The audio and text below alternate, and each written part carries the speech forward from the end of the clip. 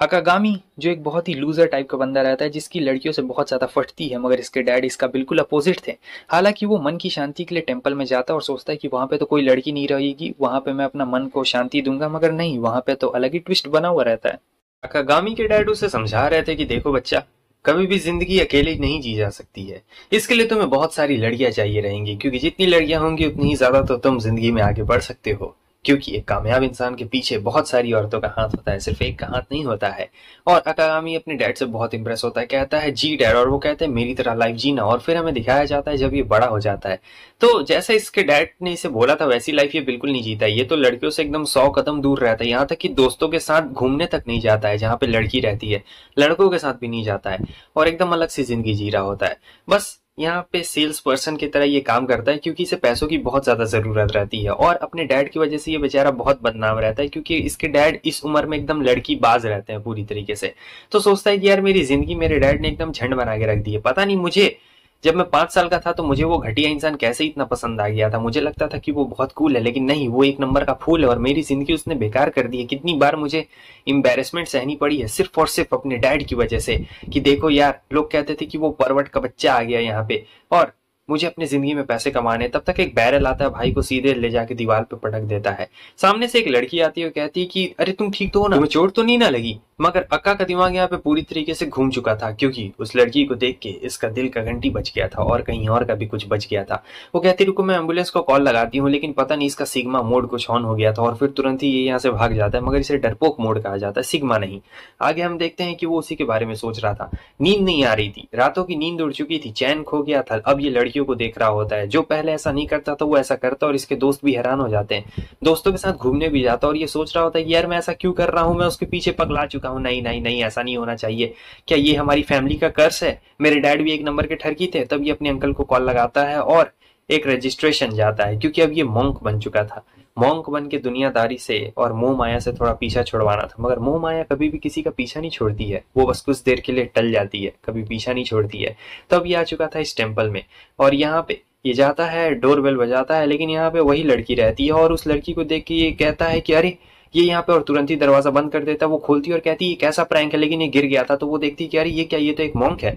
और फिर वो भागती है अंदर में, क्योंकि उसे ड्रेस भी चेंज करना रहता है। ये कहता है जरा सुनिए मेरी बात, लेकिन वो खुद गिर गई रहती है, कपड़े अच्छे तरीके से नहीं पहन पाती है, और उसका कपड़ा एक शोल्डर से पूरा नीचे गिर गया रहता है, तो उसके बड़े बड़े बैलेंस दिख रहे होते हैं। और वो कहती है मुझे माफ करिए, लेकिन पता नहीं जाके ये पेड़ से टकरा जाता है। और फिर इसे यकीन नहीं हो रहा था कि ये मैंने क्या देख लिया। वो कहती है मुझे माफ करिए, मेरा कपड़ा बार बार नीचे गिर जा रहा है। और यहाँ तो अक्का का एकदम हालत खराब हो चुका रहता है, बहुत ही बुरी तरीके से। उसे कुछ समझ में नहीं आ रहा था, दिल की धड़कनें 100 से भी ऊपर है। और फिर वो कहता है कि क्या तुम मुझसे शादी करोगी? ये सुन के तो वो एकदम हैरान हो जाती है। और फिर आराम से बैठ के चाय पीते हैं, जहाँ पे वो बताती है कि मेरा नाम यूजू है और अभी हेड प्रीस्ट यहाँ पे नहीं है। ये सुन के अक्का सोच रहा होता है कि अरे यार, मैंने तो बहुत बड़ी गलती कर दी, मुझे लगा था कि यहाँ पे प्रीस्ट ऐसे होंगे, लेकिन नहीं, ये तो ऐसे निकल गए। और फिर वो कहती है कि जैसा मुझे बताया गया था आप तो उससे बहुत पहले आ गए हैं। और ये सोच रहा था कि यार कहीं ये लोग मेरा कोई टेस्ट वेस्ट तो नहीं ना ले रहे हैं, ये कोई एडमिशन टेस्ट तो नहीं ना, लेकिन मैं तो इसमें फेल हो चुका हूँ पहले ही। मैंने इससे बोल दिया कि क्या तुम मुझसे शादी करोगी? मुझे ऐसा बिल्कुल भी नहीं बोलना चाहिए था। और वहां पे वो सोच रही होती कि ये वो लड़का आया है जिसे मेरी मैरिज के लिए फिक्स किया गया था, लेकिन ये तो किसी और चीज के लिए आया था। आगे ये अपने आप को पंच मारता है ताकि होश में आ सके, और फिर हमें दिखाया जाता है कि ये बहाना मार के बाहर भाग जाता है वॉशरूम का, और देखता है कि यार ये गार्डन कितना ज्यादा बढ़िया है। तभी उसे कुछ आवाजें सुनाई देती है और सोचता है कि अरे यार वहाँ क्या है। असल में वहां पे तो एक कुआं रहता है और उस कुएं के अंदर एक बिल्ला रहता है, और वो बिल्ला गिर गया था। तो ये सोचता है कि चलो बिल्ले की थोड़ी सी मदद कर देता हूँ। तो ये बिल्ले की मदद करने जाता है, मगर क्या होता है कि यही खुद गिर जाता है और वो जो बिल्ला है वही निकल आता है। और इधर यूजू हेड प्रीस्ट यानी कि से बात कर रही होती है और कहती है कि यार तुम लोगों ने जो मेरी मैरिज के लिए जिस बंदे को भेजा था ना, ये तो एक नंबर का ठरकी निकला। ये तो तुरंत ही मुझसे मिलते कहता है कि चलो शादी करते। मगर किकी कहती है कि अरे नहीं, ऐसा कैसे हो सकता है, क्योंकि जिस बंदे को हमने तुम्हारे लिए मैरिज के लिए फाइनल किया था वो तो अभी मेरे सामने बैठा है। ये सुन के यूजू एकदम हैरान हो जाती है और कहती है कि आखिर ये तुम क्या बातें कर रही हो। किकी कहती है कि मैं बिल्कुल सही कह रही हूँ। तो वो सोचती है कि क्या, इसका मतलब हमारे हमारे टेम्पल में एक ठरकी घुस गया, और फिर वो जाती है और तभी उसे सुको मिल जाती है। तो वो कहती है कि सुको हमें यहाँ से निकलना पड़ेगा, यहाँ पे एक घोस्ट आ चुका है और वो एक नंबर का ठरकी है, तो तुम्हें यहाँ से निकलना पड़ेगा मेरे साथ में, ठीक है ना। लेकिन सुको पता नहीं यहाँ पे क्यों डर चुकी रहती है, क्योंकि उसने पीछे सही में एक घोस्ट को देख लिया रहता है और ये कोई और नहीं बल्कि अक्का रहता है। और वो बस इनसे मदद मांग रहा था, मगर पता नहीं इन्हें इतना ज्यादा डर क्यों लग रहा होता और ये लोग डर के मारे हालत खराब हो चुकी रहती है इन दोनों की। फिर ये दोनों यहाँ से भागना शुरू करते हैं, मगर वो नहीं भाग पाती है और ये सीधे आके उसके ऊपर ही गिर जाता है। तो वो आती इसे एक जोरदार लात मारती है और फिर अब ये दोनों भागना शुरू कर देते हैं और वो भी पीछे भाग रहा होता है। तब तक हमें कुरागे को दिखाया जाता है जो कि बेहोश होने वाली थी, लेकिन तब तक वो उसे बचा लेता है। और फिर यहाँ हमें एक और मिया को दिखाया जाता है और ये कहती इतना शोर शराबा किस लिए, लेकिन वो आके भाई से हेडबट मार देता है और सीधे इसके ऊपर गिर गया था और इसका नाम कागुरा रहता है। वो कहती कि वाह क्या मस्त नजारा। मिया कहती कि नहीं टीचर, ऐसी कोई भी बात नहीं है। और फिर अब ये दोनों यहाँ पे छुपे हुए रहते हैं और सोच रहे होते हैं भगवान हमें बचा लेना, पता नहीं क्या शैतान आ गया। लेकिन अक्का आ चुका रहता है। वो सोच रहा था कि ये दोनों मेरी बातें समझेंगी, लेकिन यहाँ पे तो यूजू एकदम पोज में आ जाती है और पूरा मारती एक पंच। और फिर बाद में हमें किकी को दिखाया जाता है जो हंसती और कहती वाह एक परवट, मजा आ गया सुन के, तुम लोगों ने तो क्या ही इसका मजाक बना दिया। असल में ये वो बंदा नहीं है जिसे हमने तुम्हारे मैरिज के फिक्स किया था। इस बंदे को तो इसके अंकल ने यहाँ पे भेजा है मॉन्क बनने के लिए और यहाँ पे सारी मिसअंडरस्टैंडिंग क्लियर हो जाती है। लेकिन यूजू कहती है कि तुमने इसका फोटो नहीं भेजा था मुझे, तो मुझे कैसे पता चला कि कौन कौन है और कौन क्या है। तो कीकी कहती है कि जरूरत नहीं पड़ी। लेकिन यहाँ पे पता है ये लोग काफी ज्यादा नाराज रहते हैं अक्का से, क्योंकि उसने ऐसी हरकतें कर दी थी। और यूजू माफी मांगती है, यार मैंने तुम्हें मारा, लात मारा, मुंह पे मार दिया, क्या क्या नहीं कर दिया, मुझे माफ कर देना। तो कहता है कि नहीं कोई बात नहीं, गलती इंसान से ही होती है, हो जाती है। लेकिन यहाँ पे तो भाई ये दोनों माफ करने के लिए बिल्कुल भी इन्हें रेडी नहीं रहती है। और आगे की ये कहती है कि ठीक है चलो अब हम लोग इसे मॉन्क बना के रख लेते हैं। मगर सुको और मिया बिल्कुल इसके लिए रेडी नहीं रहते हैं। वो दोनों कहते हैं कि ना ये एक नंबर का परवर्ट है, हम लोग नहीं रखने वाले। वो मनाने की कोशिश करती है मगर नहीं, ऐसा बिल्कुल भी नहीं हो पा रहा होता है। और फिर ये कहती है कि तुम्हें पता है इसने मुझसे बोला कि शादी करोगे, लेकिन वो कहता है माफ करना, ठीक है मैं यहाँ से चलता हूँ अगर तुम लोग को मेरी वजह से प्रॉब्लम हुई तो। और सोच रहा था क्या उसे हमारी फर्स्ट मीटिंग याद भी होगी। और फिर इधर ये कहती है कि यार वो बुरा इंसान नहीं है। कैट भी बोल रही है कि वो अच्छा इंसान है। मियाऊ आगे हमें दिखाया जाता है कि यहाँ पे बस स्टॉप नहीं मिलता है, क्योंकि ये जहाँ रहता है ना टेम्पल यहाँ थोड़ा आउटसाइड एरिया में और बस अंदर जाती है। लेकिन अब रात हो चुका था तो बस भी अब नहीं जाने वाली थी। इतनी देर में उसे वहां पे यूजू मिल जाती है। वो कहती है हाँ देखा, तो ये कहता है तुम यहाँ पे। तो यूजू कहती है कि देखो तुम्हारा घर बहुत दूर है और बस तुम्हें नहीं मिलने वाला है, हमें माफ कर दो, हमने तुम्हारे साथ वैसा किया, लेकिन तुम्हारी भी गलती है, दोनों की गलती है। वैसे क्या तुम मुझे एक बात बता सकते हो। तो कहता है कि हाँ, तुमने मुझसे शादी के लिए क्यों कहा, हम लोग दोनों अभी अभी तो मिले और यार मैं तुमसे शादी कैसे कर सकती हूँ। तो वो कहता है कि नहीं वो थोड़ा सा गलती हो गया और फिर अपना भी नाम बताता है उसे।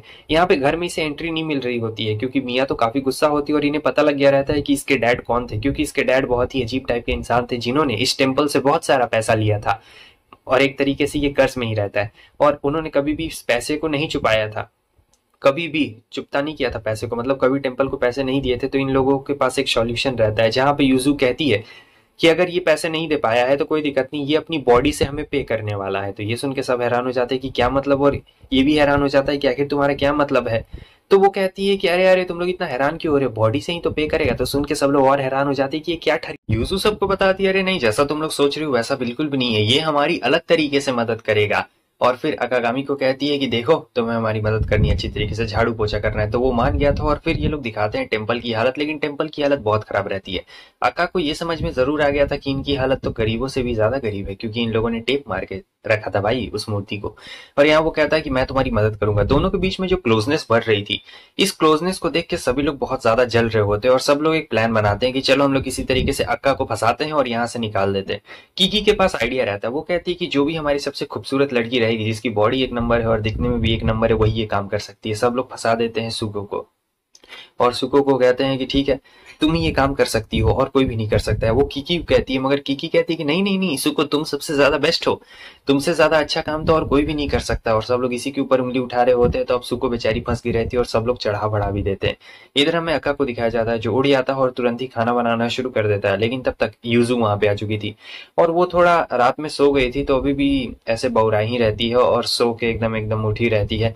तो यहाँ पे कुछ ज्यादा ही बटन उसका खुला हुआ रहता है और ये बेचारा जो ठरकी रहता है ये वहीं पे देख रहा होता है जहां तुम लोग सोच रहे हो, ये वही दरार में देख रहा होता है और सोचता है क्या मस्त बेचारा खाना जन जाता है। और ये सब सुको भी देख लेती, उसे समझ में आ चुका था कि ये एक नंबर का ठरकी और इसे कैसे फंसाया जा सकता है। तो वो कहती है कि हाँ भले ये खाना कैसे ही बनाता हो लेकिन हम लोग से अच्छा नहीं बनाएगा और नहीं हम लोग कभी इसका खाना पसंद करने वाले हैं। लेकिन भाई ये जब खाती है ना तो और खाते जाती है, क्योंकि इसे इसका खाना इतना ज्यादा बढ़िया लगता है, क्योंकि अक्का ने खाना इतना बढ़िया बनाया था कि आज तक इन लोगों ने कभी ऐसा खाना खाया ही नहीं था। आंख में आंसू आ जाते हैं, सोचती है कि यार इसने खाना कितना अच्छा बनाया, लेकिन मुझे अपने काम को नहीं भूलना, और ये भी सोचता है बढ़िया है। आगे हमें दिखाया जाता है कि वो कहती है कि रुको मैं तुम्हारी मदद कर देती हूँ, लेकिन उसने जानबूझ के अपना चैन नीचे किया हुआ रहता है। सोचती कि ये मेरे जाल में फंस जाएगा, और हो भी ऐसा रहा होता है, और वो जानबूझ के उसे समर वाले कपड़े देती है ताकि एकदम टाइट हो जाए। लेकिन नहीं भाई, वो तो घर में सारा काम करने के लिए एकदम रेडी रहता है और कहता है सेकंड डॉटर देखो मैंने सारा काम कर दिया, और वो कहती है अच्छी बात है। फिर वो उससे और भी काम करवा रही होती है, जहाँ पे वो जानबूझ के इसे फंसाने की कोशिश कर रही होती है, मगर नहीं फंसता है तो अब इसे ट्रेनिंग दे रही होती है। ये कोल्ड वाटर ट्रेनिंग होती है।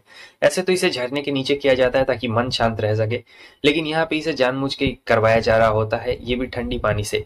और कीकी कहती है कि ओह सुको ने मुझसे कहा था कि तुम्हें ये वाला ट्रेनिंग करवाया जाए, तो हमारे पास बजट थोड़ा कम है ना, तो हम बाहर नहीं ला सकते हैं। और तब तक यूजू को देख के उसे बहुत ज्यादा गर्मी आ जाती है। मतलब एकदम पानी तो बहुत ज्यादा ठंडा रहता है, मगर जैसे यूजू को देखता है पूरा एकदम अंदर से गर्मी आ जाता है, और एकदम आराम से नहा रहा होता है, कोई दिक्कत नहीं। वरना कोई और होता तो वो तो जम गया रहता, इनका प्लान भी फेल हो जाता और ये आराम से नहा रहा होता है। सोचता है कि आइट यार मजा आ गया। मतलब यूजू का काफी ज्यादा कमाल का है ये घर, और बाथटब कमाल का है और कुछ भी नहीं। लेकिन मुझे लगता है कि मैं कुछ ज्यादा ही उसका इस्तेमाल कर रहा हूँ, मुझे ज्यादा इस्तेमाल नहीं करना चाहिए। लेकिन फिर बहुत ज्यादा मजा आ रहा है। लेकिन यार बहुत ज्यादा देर हो गई, बाकी लोग को भी तो ना आना, यहाँ पे और भी तो लड़कियां हैं। एक काम करता हूँ यहाँ से निकल जाता हूँ, उसके बाद ही अच्छा रहेगा। तो वो निकलता है तो सुकू वहां पे रहती है, और वो उसका बड़ा सा छोटा सा रॉड देख लेती है, बड़ा सा नहीं। और वो कहता है कि क्या हुआ, और ये कहती है कि वो मैं, और थोड़ा-सा मतलब खोल के ऐसे दिखा रही होती है जानबूझ के। काफ़ी ज़्यादा सुको को भी शर्म आ रही होती है, मगर बेचारी क्या ही कर सकती थी, उसे इतना ज़्यादा शर्म भी तो यहाँ पे आ रहा होता है। और फिर वो देखता है इसके साइड में, तो ऊपर से कुछ जो चीज़ रहती है ना, वो गिरने वाली रहती है सुको के तरफ में। तो वो कह रहा होता है कि अरे! ज़रा संभल के, लेकिन वो नहीं सुन रही होती है, तो वो निकलता है और सीधे जाके उसे बचा लेता है, उसके ऊपर ही जाके गिर जाता है। अब मस्त बात ये रहती है कि उज़ू भी यहीं पे आ जाती है। असल में सुको ने ही उज़ू को यहाँ पे बुलाया था नहाने के लिए, और एकदम गलत एंट्री हो जाती है उज़ू की। उसने सब चीज़ देख लिया था, और वो समझाती कि नहीं नहीं ऐसा कुछ भी नहीं, ऐसा कुछ भी नहीं है, मैं ऐसा कुछ नहीं करना चाहती थी, ये सब तो बस गलती से हो गया। तुम ये सब बिल्कुल भी मत सोचो कि यार मैं ये सब बिल्कुल भी नहीं कर सकती हूँ। और युज़ू तो भाई बहुत ही ज़्यादा गुस्से में रहती है, और ये तो एकदम शर्म के मारे तार-तार हो चुका था। आगे हमें ये दिखाया जाता है कि सभी लोग इसकी तारीफ कर रहे होते हैं कि वाह तुमने तो काफ़ी ज़्यादा कमाल कर दिया सुको, तुमने उस ठरकी को फाइनली एक सबक सिखा दिया, अब देखना वो यहाँ से ज़रूर भागेगा। तो वो कहती है कि हाँ मेरा काम ही था। लेकिन हम देखते हैं कि कैसे उज़ू अब इसे इग्नोर कर रही होती है पूरा, और अब इसे काफ़ी ज़्यादा बुरा लग रहा होता है कि यार क्यों तुम ऐसा कर रही हो, और उससे बात करने जाती है तो उज़ू कहती है कि यार मैंने उसका देख लिया, वो छोटा सा हाथी बहुत ज़्यादा बड़ा था। मुझे लगा था कि वो छोटा सा होगा, लेकिन यार वो बहुत ज़्यादा बड़ा था। मुझे शर्म आ रही है, मुझे समझ में नहीं आ रहा, मेरा दिमाग घूम गया था उस वक्त। और ये इसका पूरा मजाक उड़ाने लगती है कि तुम कितनी ज्यादा गंदी हो, तुमने क्या क्या देखा है ये सब, हाँ तुम्हें क्या करने की जरूरत थी। और फिर ये लोग डिसाइड करने लगते हैं कि देखो हमें उसके साथ ऐसा नहीं करना चाहिए, उसे भी काफी बुरा लगे क्योंकि वो हमारे घर के लिए काफी कर रहा है। और फिर उजू ये भी बताती कि अगर हमारी मॉम भी इस जगह होती ना, तो वो भी यही चाहती कि ये हमारे घर में रहे, क्योंकि वो यहाँ पे सुधरने के लिए आया है, बिगड़ने के लिए बिल्कुल भी नहीं आया है। अब सुको को यहाँ पे समझ में आता है कि हाँ मैं बिल्कुल गलत थी, मुझे ऐसा बिल्कुल नहीं करना चाहिए था।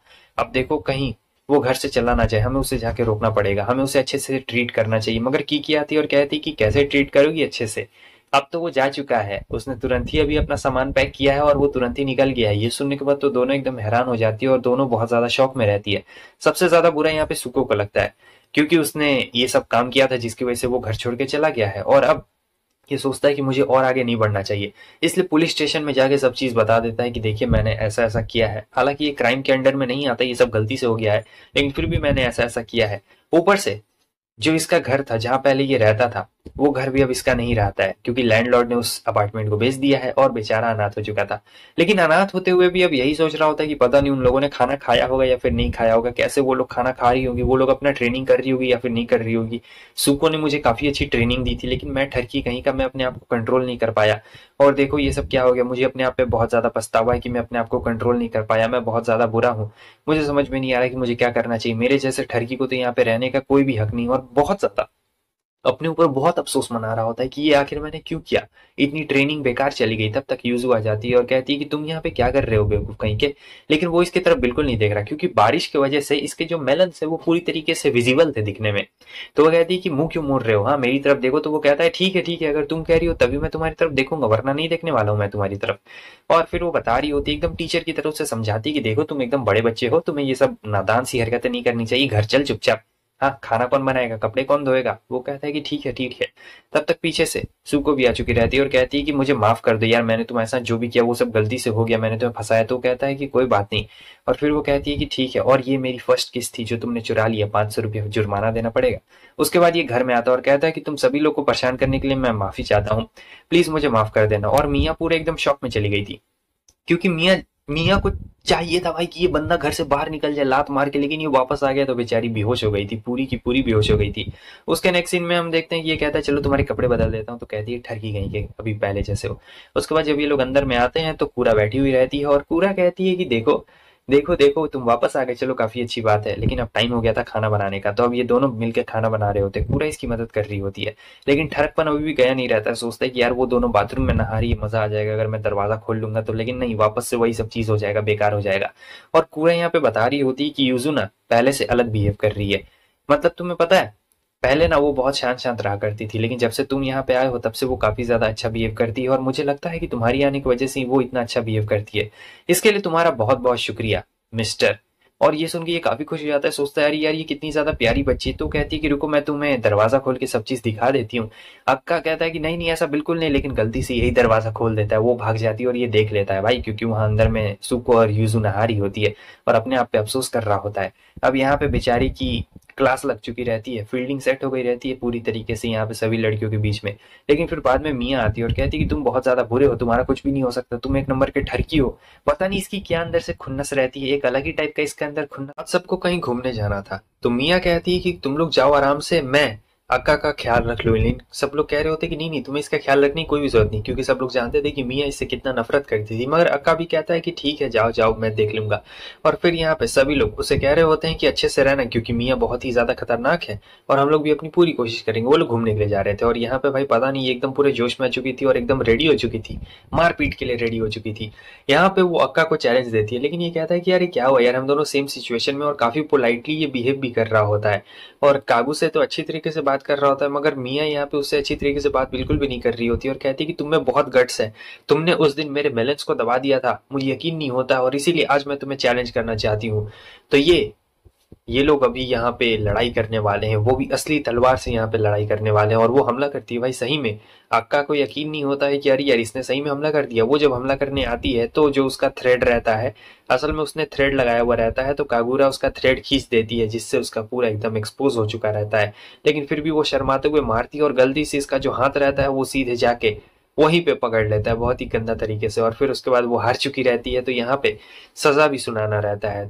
तो अकागामी कहता है कि क्या सजा भी सुनाना है, मुझे तो इसके बारे में नहीं पता था कि सजा भी देना होगा। तो कागा कहती है कि हाँ सजा भी देना है, और अगर तुम सजा चूज नहीं कर सकते हो तो मेरे पास एक किताब है और मैं उसमें से ही पनिशमेंट को चूज करूंगी, जो पनिशमेंट आएगा वही पनिशमेंट दिया जाएगा। और ये पनिशमेंट बहुत खतरनाक होता है इस बुक में, बहुत खतरनाक खतरनाक, जैसे कि मैं तुम लोग को बता नहीं सकता हूँ, वैसा वैसा पनिशमेंट रहता है इसमें। और ये सब देख के तो मियाँ भी एकदम शौक हो चुकी रहती है, सोच रही होती है कि अरे यार ये सब क्या है। और उसे यहाँ पे बुक काफी इंटरेस्टिंग लग रहा था, क्योंकि ये ठरकियों वाला बुक रहता है। तो अकागामी कहता है कि हाँ मुझे भी ये चाहिए, मुझे ये चाहिए। तो असल में उसका इशारा बुक की तरफ रहता है, मगर वो मियाँ ऐसा समझ रही होती है कि उसका इशारा उसके मेलन्स के ऊपर रहता है, और वो कह रहा होता है कि एक बार मुझे दे दो मेलन्स। तो वो कहती है कि तुम बेकार इंसान कहीं के, मैं तुम्हें नहीं बिल्कुल नहीं देने वाली हूँ ये चीज। तो वो कहता है कि क्यों नहीं दोगी ये चीज, एक बार तो मांग ही रहा हूँ। असल में उसे बुक चाहिए रहता है, मगर वो कुछ और ही सोच रही होती है। तो यहाँ पे दोनों के बीच में मिस कंफ्यूजन हो गया रहता है कुछ और फिर वो शर्मा के वहां से भाग जाती है, कहती कि एक नंबर के तुम ठरकी हो। और इधर रात में हमें दिखाया जाता है कि अक्का को नींद ही नहीं आ रही थी, क्योंकि यार वो बुक इतना ज्यादा कमाल का था, उसमें इतने सारे सीक्रेट्स थे, इतने ज्यादा अलग अलग चीजें थी, तो इसे नींद नहीं आ रही होती है। और जब थोड़ी देर के बाद सोने की कोशिश करता है बुक के ख्यालात में, तब यहाँ पे मियाँ आ चुकी रहती है और कहती है कि मैं यहाँ पे अपनी पेनल्टी देने के लिए आई हूँ, मैं तुम्हें वो देने के लिए आई हूँ जो तुम चाहते हो। तो कहता है कि हाँ मैं चाहता हूँ, लाओ चलो बुक दो। लेकिन उससे पहले ही वो कुछ और ही रख देती है उसके मुंह पे, और ये सोच रहा होता है कि अरे यार ये क्या है, क्या ये एक सपना है, ये तो सपना ही सोच रहा होता है। मगर वो कहती कि ये एक हकीकत है गधे कहीं के। और वो सोच रहा था कि कहीं हमें कोई देख वेख तो नहीं ना रहा है, क्योंकि इसे ऐसा लग रहा था कि कहीं कोई देख नहीं ना रहा है, वरना ये कुछ करेगा। लेकिन तब ये देखता है कि कागा तो यहाँ पे फिल्मिंग रिकॉर्डिंग कर रही होती है, बहुत ही खतरनाक वाला। तो ये कहता है कि तुम्हें ये सब करने की जरूरत नहीं है, मैंने तुमसे बुक मांगा था, ये सब तुमसे मैंने कभी भी नहीं मांगा, आखिर तुम ये सब क्या कर रही हो। तो यहाँ पे वो और भी ज्यादा शर्मिंदा हो जाती है कि अरे यार ये सब क्या हो गया है, और फिर भाग जाती है। कागा कहती है कि तुम क्यों रुको, जाओ तुम उसका पीछा करो। और यहाँ हमें दिखाया जाता है कि ये भाग रही होती है और सोचती है कि यार मैं एक नंबर की गधी हूँ, मैं एक नंबर की फेलियर हूँ, मुझे ये सब नहीं करना चाहिए था। उसने तो मुझसे बुक मांगा था, मैं जाती हूँ और स्टोर रूम में छुप जाती हूँ, ये सबसे बेटर रहेगा। मगर यहाँ पे तो वो पहले से रहता है क्योंकि कागा ने इसे यहाँ पे भेज दिया था। तो उसने दरवाजा लॉक भी कर दिया था बाहर से। अब ये दोनों अंदर से पूरी तरीके से बंद हो चुके थे। काफी ज्यादा मियाँ को अंदर में डर लग रहा होता है और वो अच्छे से बात कर रहा होता है, काफी पोलाइटली। मगर यहाँ पे मियाँ एकदम बहुत ही उससे रूडली बिहेव कर रही होती है। और वो कहता है कि आओ ना यहाँ बैठे हो, लेकिन वो कहती है कि ठरकी कहीं कि मैं तुम्हारे पास नहीं आने वाली हूँ, मैं तुम्हारे पास नहीं बैठने वाली हूँ। यहाँ पे ठंड भी थोड़ी सी ज्यादा रहती है तो वो छींक भी देती है। तो ये देखता है अक्का और फिर उसके पास आता है कंबल लेके, लेकिन वो कहता है कि नहीं नहीं, तुम मुझसे दूर रहो, अगर तुम मेरे पास आ जाओगे तो मैं पूरी तरीके से फायर हो जाऊंगी। तुम लोग समझ रहे हो ना इसका क्या मतलब, फायर हो जाऊंगी। तो यहाँ पे थोड़ी देर के बाद वो ये भी बोलती है कि नहीं नहीं मुझे माफ कर दो, मैंने गलत बोल दिया। और फिर वो रोने लगती है। तो वो कहता है कि ये लो, रो मत, वरना तुम्हें ठंड तो ऐसे भी लगी रही है और भी लग जाएगी। और फिर बताती है कि मैं जब जापान आई थी ना पहली बार, तब मैंने सोचा था कि मैं ये सब नहीं करूंगी, लेकिन अब देखो ये सब क्या हो रहा है। तो वो कहता है कि हम दोनों एक ही सिचुएशन में है। वैसे तुम जापान इतनी जल्दी आई क्यों, क्योंकि तुम्हारा तो अभी उम्र है, तुम तो इतनी बड़ी भी नहीं हुई हो। तब ये अपनी फैमिली के बारे में बताने लगती है कि मेरी जो फैमिली है वो बहुत ज़्यादा ठरकी टाइप की फैमिली है, और मेरी मॉम के कुछ ज़्यादा नहीं 100-200 लवर्स होंगे, वही मतलब एक तरीके से बहुत खतरनाक फैमिली होता है। तो बचपन में इसे भी ऐसा लगता था कि यार मेरी मॉम के इतने सारे लवर्स हैं तो मेरे भी तो लवर्स होने चाहिए ना, और बचपन में इसे काफ़ी ज़्यादा ये सब कूल लगा करता था, बहुत ज़्यादा कूल। लेकिन जब ये स्कूल में गई और लोगों से बातचीत हुआ तब पता लगा कि अरे यार 100 लवर्स रखना मतलब समझ रहे हो कितना ज़्यादा अपमानजनक बात है, एक को ही लोग टिका के रखते हैं। उसके बाद से इसने सोचा कि अब हमें क्या करना चाहिए, और बचपन से बस कागा ही इसके साथ में थी, और इन दोनों ने फैसला किया था टेम्पल में आने का, ताकि ये लोग अपने अंदर की इम्प्योरिटीज को सुधार सके, क्योंकि ये लोग बहुत ज्यादा ठरकी टाइप के रहते हैं। लेकिन फिर हम अक्का यहाँ पे आ गया और सब चीज बर्बाद हो गया। लेकिन देखो ये तो रो रहा होता है, तो वो कहती है कि तुम क्यों रो रहे हो। तो बताता है कि हम दोनों की सिचुएशन बिल्कुल एक ही जैसी है, मैं भी ठरकी नहीं हूँ, बस लोग मुझे गलत समझते हैं यार, मैं कंट्रोल करना चाहता हूँ। वो कहती है कि हाँ बिल्कुल, मैं भी ऐसी बिल्कुल भी नहीं हूँ। यहाँ पे इन दोनों के बीच में काफी अच्छी दोस्ती हो गई थी, मतलब ये जो बॉन्डिंग रहता है काफी ज्यादा कमाल का बॉन्डिंग रह गया था, और दोनों एक दूसरे में इंटरेस्टेड भी तो नहीं है। और फिर आ जाती है हमारी कागा, कहती है कि तुम दोनों को मैं बहुत देर से देख रही हूँ, और देखो पूरी रात के लिए ये रहा वो बुक जो तुम लोग को बहुत ज्यादा एनर्जी देगा। तो कहते हैं हाँ जरूर। अब सुबह में हमें यूजू को दिखाया जाता है। तो यूजू यहाँ पे झाड़ू मार रही होती है, तो उसे अजीब अजीब सी आवाजें आ रही होती है। वो सोचती है कि अरे यार ये आवाजें कहाँ से आ रही है। तो वो देखती है स्टोर रूम की तरफ से आ रही होती है, तो कागा से पूछती है। तो कागा बताती है कि देखो ना वो लोग यहाँ पे अंदर में क्या कर रहे हैं, खेल रहे हैं। तो पता नहीं इस गेम का क्या नाम रहता है, वही गेम खेल रहे होते हैं। और बताती है कि पूरी रात ये लोग यही गेम खेल रहे हैं और पूरे पसीने पसीना एकदम लथपथ हो चुके हैं। यहाँ तो उसे यकीन नहीं होता और ये मुंह बना लेती है। तब तक कीकी आ जाती है अब घर के अंदर में, और वो कहती है कि तुम ऐसे आराम से बैठ के चाय क्यों पी रही हो, आज तो तुम्हारा मीटिंग था मैरिज का, तुम्हें पता है ना हमारा फ्यूचर तुम्हारे ऊपर ही डिपेंड है। और ये सुन के तो एकदम हैरान हो जाती है कि अरे हाँ यार, मुझे तो उससे मिलना है, अब मैं क्या करूं, मुझे जाना पड़ेगा। और फिर ये लेके जाती है भाई अकागामी को और कहती है कि चलो चलो। तो वो कहता है इतनी हड़बड़ी में क्यों है। तब बताती है कि देखो इस टेम्पल का कोई हेड प्रीस्ट नहीं है, और कीकी कितने दिन तक रहेगी, जब तक वो ग्रेजुएट नहीं हो जाती तब तक वो हेड प्रीस्ट और है। अगर वो ग्रेजुएट हो गई तो यहाँ से चली जाएगी, और वो चली गई तो सभी को यहाँ से निकाल दिया जाएगा। तो टेम्पल को एक हेड प्रीस्ट की जरूरत है, लेकिन बस तो निकल गया था। यहाँ पे ये स्कूटी ले लेता है किसी और का, क्योंकि पूरा किस्मत इसी के हाथ में है। अब स्कूटी का पेट्रोल निकल गया था तो ये लोग एक ट्रक में घुस गए थे। हालांकि ये लोग समझते हैं कि वो बस है, लेकिन ये एक ट्रक रहता है। अब यूजू कहती है कि मैंने तुम्हारी सारी मेहनत पे पानी फेर दिया, मैं इतनी गधी हूं कि मैंने बस नहीं यार मैंने ट्रक में तुम्हें घुसा दिया। तो वो कहता है कोई बात नहीं, चलो मैं तुम्हें लेके जाऊंगा वहां पे, कोई बात नहीं। और फिर ये लोग ड्रेस बदलना शुरू करते। इन लोगों ने ट्रक को बोरो कर लिया था, पैसे देके खरीद लिए थे।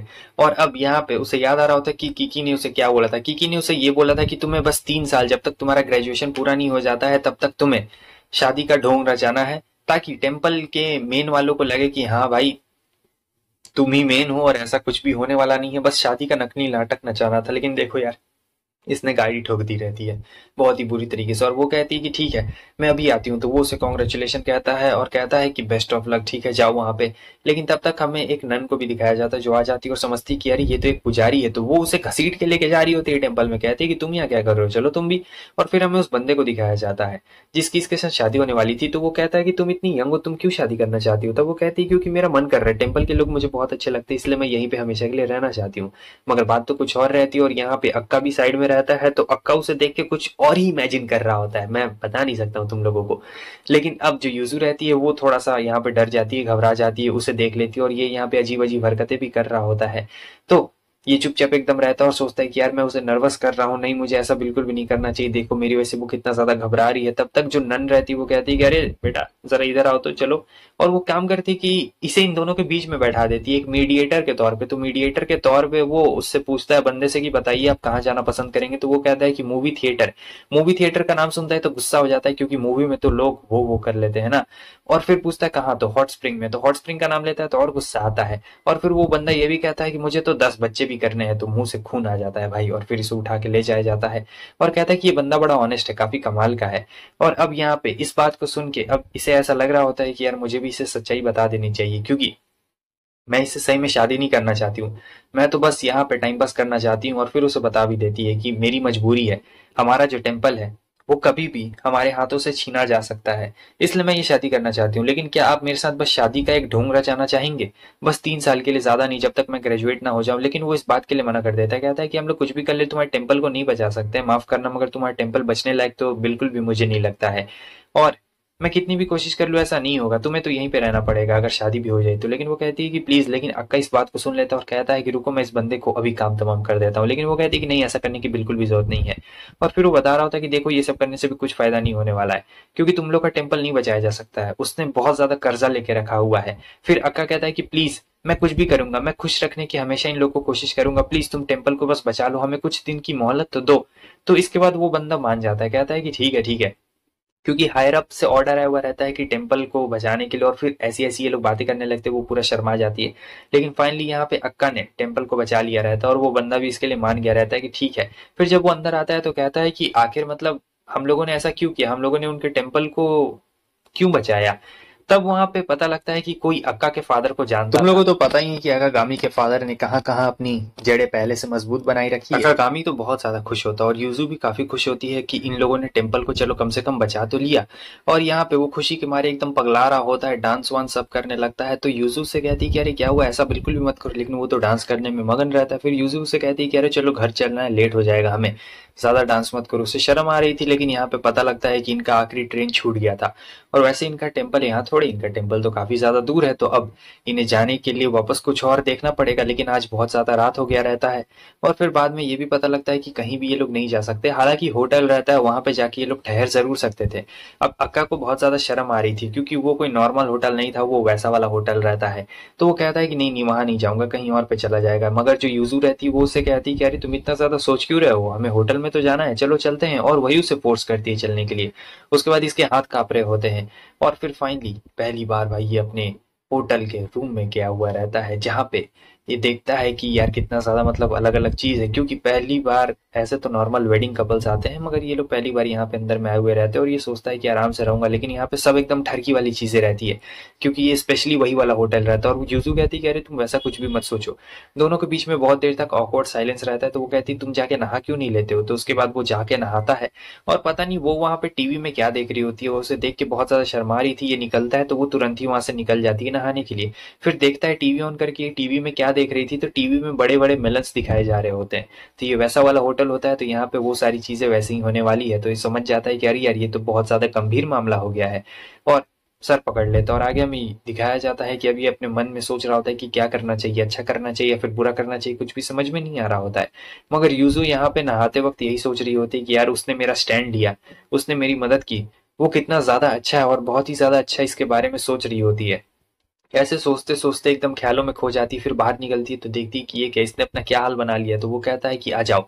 लेकिन यूजू यहाँ पे बिल्कुल भी कुछ नहीं रिस्पॉन्स देती है भाई, एकदम चुपचाप शांत में रहती है और चुपचाप जाती है वहां पे बेड की तरफ में, जाके सो जाती है। कुछ बोलती है, दोनों वापस आ जाते हैं। सुको उन दोनों से पूछती तुम दोनों मतलब रात में जहाँ पे थे कहीं तुम दोनों के बीच में कुछ हुआ तो नहीं ना। लेकिन ये दोनों कुछ बोल नहीं रहे होते और एकदम मुंह अजीब तरीके से इन दोनों ने बनाया हुआ रहता है। तो यहाँ पे सुको को बहुत ज्यादा शक हो जाता है कि अरे ये क्या, कहीं इन दोनों के बीच कुछ हुआ तो नहीं ना, मतलब वही सब कुछ हुआ तो नहीं ना है। और फिर इसके बाद हमें दिखाया जाता है कि ये दोनों स्कूल जा रहे होते हैं। तब शुको कहती कि देखो किसी को भी बताना मत कि ये हमारे साथ में रहता है अकागामी, वरना बहुत ज्यादा प्रॉब्लम हो जाएगी। मगर उसका तो छोटा सा दिमाग रहता है, क्योंकि उसे तो बिल्कुल फर्क नहीं पड़ता है कि कोई क्या सोचता है। और यूजू एकदम चिल रहती है, वो सोचती कि बता दूंगी तो क्या ही फर्क पड़ जाएगा। मगर सुको उसे मना करती है और कहती कि नहीं किसी को भी नहीं बताना है, अगर बता दिया तो हम लोग बहुत गंदे वाले फंस जाएंगे। इसलिए तुम किसी को भी नहीं बताने वाली हो।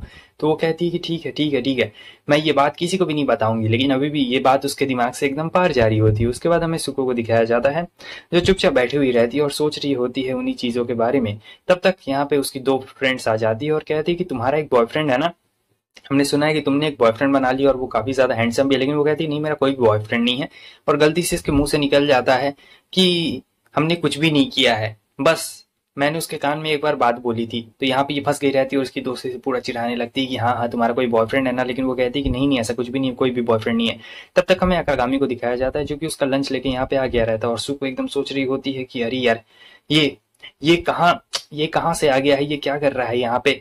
और फिर वो तुरंत ही भागती है और यहाँ पे अकागामी पूछ रहा होता है कि यार यार ये सुको का मतलब कहाँ पे है क्लासरूम। तो वो लोग बताने वाले रहते हैं लेकिन उससे पहले उसके पीछे वो आ चुकी रहती है, मार के उसे बेहोश कर देती है निंजा टेक्निक से। फिर इसकी आंख खुलती है तो देखता है कि ये क्या, ये तो यहाँ मेडिकल वाले रूम में। और वो कहती है कि चुप रहो, तुम यहाँ पे क्या कर रहे हो। तब वो कहता है कि मैं तो बस यहाँ पे तुम्हें खाना देने के लिए आया था। तो वो कहती है कि नहीं, और कहता है ठीक है मैं चलता हूँ। लेकिन वो उसे रोकती कहती है अभी पीटी का वक्त है और तुम अगर बाहर जाओगे तो पकड़े जाओगे, सबको पता चल जाएगा तुम हमारे साथ रहते हो, इसलिए तुम चुपचाप यहीं पे रहो, ठीक है। तुम्हें कहीं भी कभी भी जाने की बिल्कुल भी जरूरत नहीं है। तब तक इसके फ्रेंड्स यहाँ पे आ चुके रहते हैं और जैसे इसके फ्रेंड्स आते हैं ये उसे तुरंत ही छुपा लेती है। और वो लोग कहने लगते हैं कि तुमने आर्चरी क्लब को क्यों छोड़ दिया, तुम इतना अच्छा करती थी। तब ये बताती कि मेरे टेम्पल में बहुत ज्यादा काम था इसलिए मैंने क्लब को छोड़ दिया, और मुझे नहीं लगता वैसे वो सब करने से कुछ भी फायदा होने वाला था, इसलिए मैंने छोड़ दिया। और यहाँ पे ये अंदर में इधर उधर कर रहा होता है, वो उसे पकड़ लेती है और सीधे जाके ये उसके बैलून्स पे गिर चुका रहता है और बहुत ही जोर से ये अंदर में दबा लेती है। लेकिन ऐसी ऐसी हरकतें हो रही होती है अंदर में कि मैं तुम लोग को क्या ही बताऊं। और वो कहती है कि मैं बिल्कुल ठीक हूँ, तुम लोग मेरी टेंशन मत लो। फिर वो दोनों यहाँ से चली जाती है और ये चैन की सांस लेता है और कहता है कि तुमने आर्चरी क्लब को क्यों छोड़ दिया। और इससे पहले कि ये कुछ बताती तब तक उसके दोस्त वापस से आ जाते हैं और हड़बड़ी में यहाँ पे गड़बड़ी हो जाती है जहाँ पे इसके दोस्तों ने पूरे एकदम रंगे हाथों पकड़ लिया था। और फिर हमें पता लगता है कि यूजू इसकी रोल मॉडल थी, मतलब यूजू को देख के ही ये आर्चरी क्लब में आई थी। मगर फिर एक दिन कुछ ऐसा होता है कि यूजू ने आर्चरी क्लब को छोड़ दिया था, तो इसके पास भी कोई सॉलिड रीजन नहीं बचता है वहां पे रहने का, तो इसने भी छोड़ दिया था। और तब से ये बस टेम्पल के काम में ही रहती है और कुछ भी नहीं। उसके बाद यूजू आती है और कहती है तुम मेरी मदद करोगे आर्चरी करने में। यहाँ पे ये एकदम एक्सरसाइज जैसा होता है कुछ, तो यहाँ पे वो उसकी मदद करता है, देख रहा होता है और पॉइंट्स भी देता है। फिर बता रही होती है कि अरे यार मजा आता है करने में आर्चरी। और ये जाता है सुको के पास में, लेकिन सुको वहां पे नहीं रहती है, कूरा आती है और कहती है कि तुम्हें दूसरे रास्ते से जाना चाहिए। तब ये दूसरे रास्ते से जाता है और देखते हैं ये यहाँ पे कपड़े चेंज कर रही थी और कहती गधे कहीं के क्या हुआ। तो वो कहता है कि मैंने सारा काम कर दिया है, तुम एक काम करो, तुम आर्चरी क्लब में वापस चली जाओ, तुम्हें मन करता है ना आर्चरी करने का तो तुम वापस चली जाओ, तुम्हें यहाँ की टेंशन लेने की बिल्कुल भी जरूरत नहीं है, मैं हूं ना, मैं यहाँ पे सब चीज संभाल लूंगा। लेकिन वो उसे मना कर देती, कहती कि नहीं मैं आर्चरी क्लब में नहीं जाने वाली हूँ, वो तो बस मैं ऐसे ही कुछ दिन के लिए गई थी और मैं नहीं जाने वाली हूँ, मेरा बिल्कुल भी मन नहीं है। तो वहां से चुपचाप खड़ी होती है और यहाँ से जाने लगती है। लेकिन जब सू को यहाँ रास्ते से पार हो रही होती है तब वो बीच में आर्चरी क्लब मिल चुका रहता है उसे। तो सोचती है कि अरे ये क्या यार, यहाँ पे वापस आ गया, नॉस्टैल्जिया थोड़ा सा फील हो जाता है ना। तो वापस से तीर कमान उठाती है और सोचती है एक बार ट्राई कर लिया जाए, तो ट्राई करती है। मगर इसे ये बिल्कुल अंदाजा नहीं था कि जो अकागामी है वो इसके पीछे ही बैठा हुआ रहता है। और फिर इसे देख के ये तुरंत भागने लगती है तो वो भी उसके पीछे आता है और कहता है कि क्या बात है। तो यहाँ पे ये सारी बातें बता देती है कि मैंने यूजू की वजह से ही ज्वाइन किया था, लेकिन यूजू ने टेम्पल की काम की वजह से मतलब उतना उसके ऊपर बोझ आ गया था इसलिए उसने छोड़ दिया आर्चरी क्लब को। तो मेरे पास भी कोई मोटिवेशन नहीं रहा तो मैंने भी उस क्लब को छोड़ दिया, क्योंकि यार जहाँ मोटिवेशन नहीं है वहां पे काम करने का क्या ही फायदा। ये सुन के अकागामी को बहुत बुरा लगता है यार कि मतलब एक जो पैशन रहता है वो इन लोगों ने छोड़ दिया। और ये भी काफी ज्यादा दुखी रहती है, कहती है कि लेकिन मैं क्या ही कर सकती हूँ, कुछ भी नहीं कर सकती हूँ मैं इसमें। अकागामी कहता है कि तुम टेंशन क्यों लेती हूँ, मैं हूं ना, मैं यहाँ पे सारी चीजों को संभाल लूंगा। तो वो कहती है क्या सचमुच, वो कहता है हाँ चलो। और वो उसे एक चीज दिखाने के लिए लेके जाता है और यहाँ पे यूजू प्रैक्टिस कर रही होती है आर्चरी की। तो वो सोचती है कि यहाँ क्यों दिखा रहा है, वो कहता है कि देखो यहाँ पे।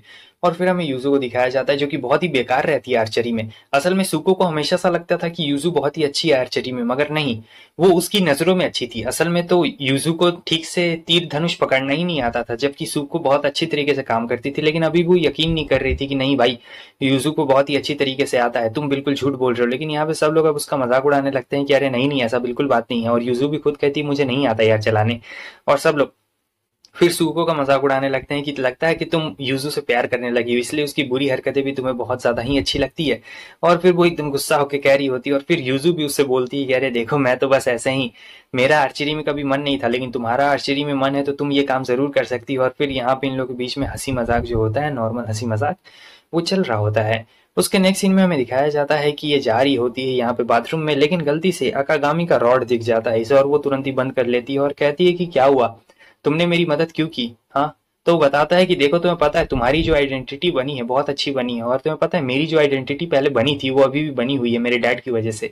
तो जो मैं काम करना चाहता था मैं कभी कर नहीं पाता था अच्छी तरीके से, लेकिन जो तुम्हारी आइडेंटिटी है वो बहुत ही ज़्यादा अच्छी आइडेंटिटी है। मैं नहीं चाहता हूँ कि तुम अपनी इस आइडेंटिटी को खो, लेकिन वो अंदर आ चुकी रहती है और कहती है कि देखो तुमने यहाँ पे क्या कर दिया। वो अपने बैलेंस की तरफ दिखा के उसे बता रही होती है और फिर कहती है कि तुम्हारा गिफ्ट। वो किस करने नहीं आती है भाई, वो मार्कर से उसके सर पे गधा कहीं का लिख देती है। आगे अगले दिन वो लंच लेके नहीं जाती है, और ये उसने जानबूझ के किया था। ये जानबूझ के इस लंच को यहीं पे छोड़ देती है ताकि वो उसे लेके आए, और होता बिल्कुल वैसा ही है। वो उसका लंच लेके यहाँ आता है तो उसकी दोस्त कहती है अच्छा यही है तुम्हारा बॉयफ्रेंड, लेकिन ये कहती कि नहीं, हम लोग एक फैमिली की तरह हैं। ये सुन के वो दोनों हैरान हो जाती है कि आखिर फैमिली से क्या मतलब है। फिर वो उसे धक्के मार के बाहर निकालती है और ये देख के काफी खुश होता है कि वापस से पूरा लिख रही थी अक्का के बारे में कि जब से वो यहाँ पे आया है उसने हम सभी की जिंदगी ही बदल के रख दी है। वो बहुत ही ज्यादा अच्छा बंदा है और कभी भी किसी को बुरा भला कुछ भी नहीं कहता है। तो यहाँ पे वो अपनी डायरी तो ऐसे लिखती नहीं है, लेकिन आज वो लिख रही होती है और अक्का के बारे में स्पेशली लिख रही होती है कि वो हमेशा मुझे एक एडल्ट की तरह ट्रीट करता है, कभी भी छोटे बच्चे की तरह ट्रीट नहीं करता है, जबकि सब मुझे छोटे बच्चे की तरह ट्रीट करते हैं। और वो बहुत ही ज्यादा अच्छा है। तो ये तो भाई उसके सपनों में एकदम खो सी गई रहती है।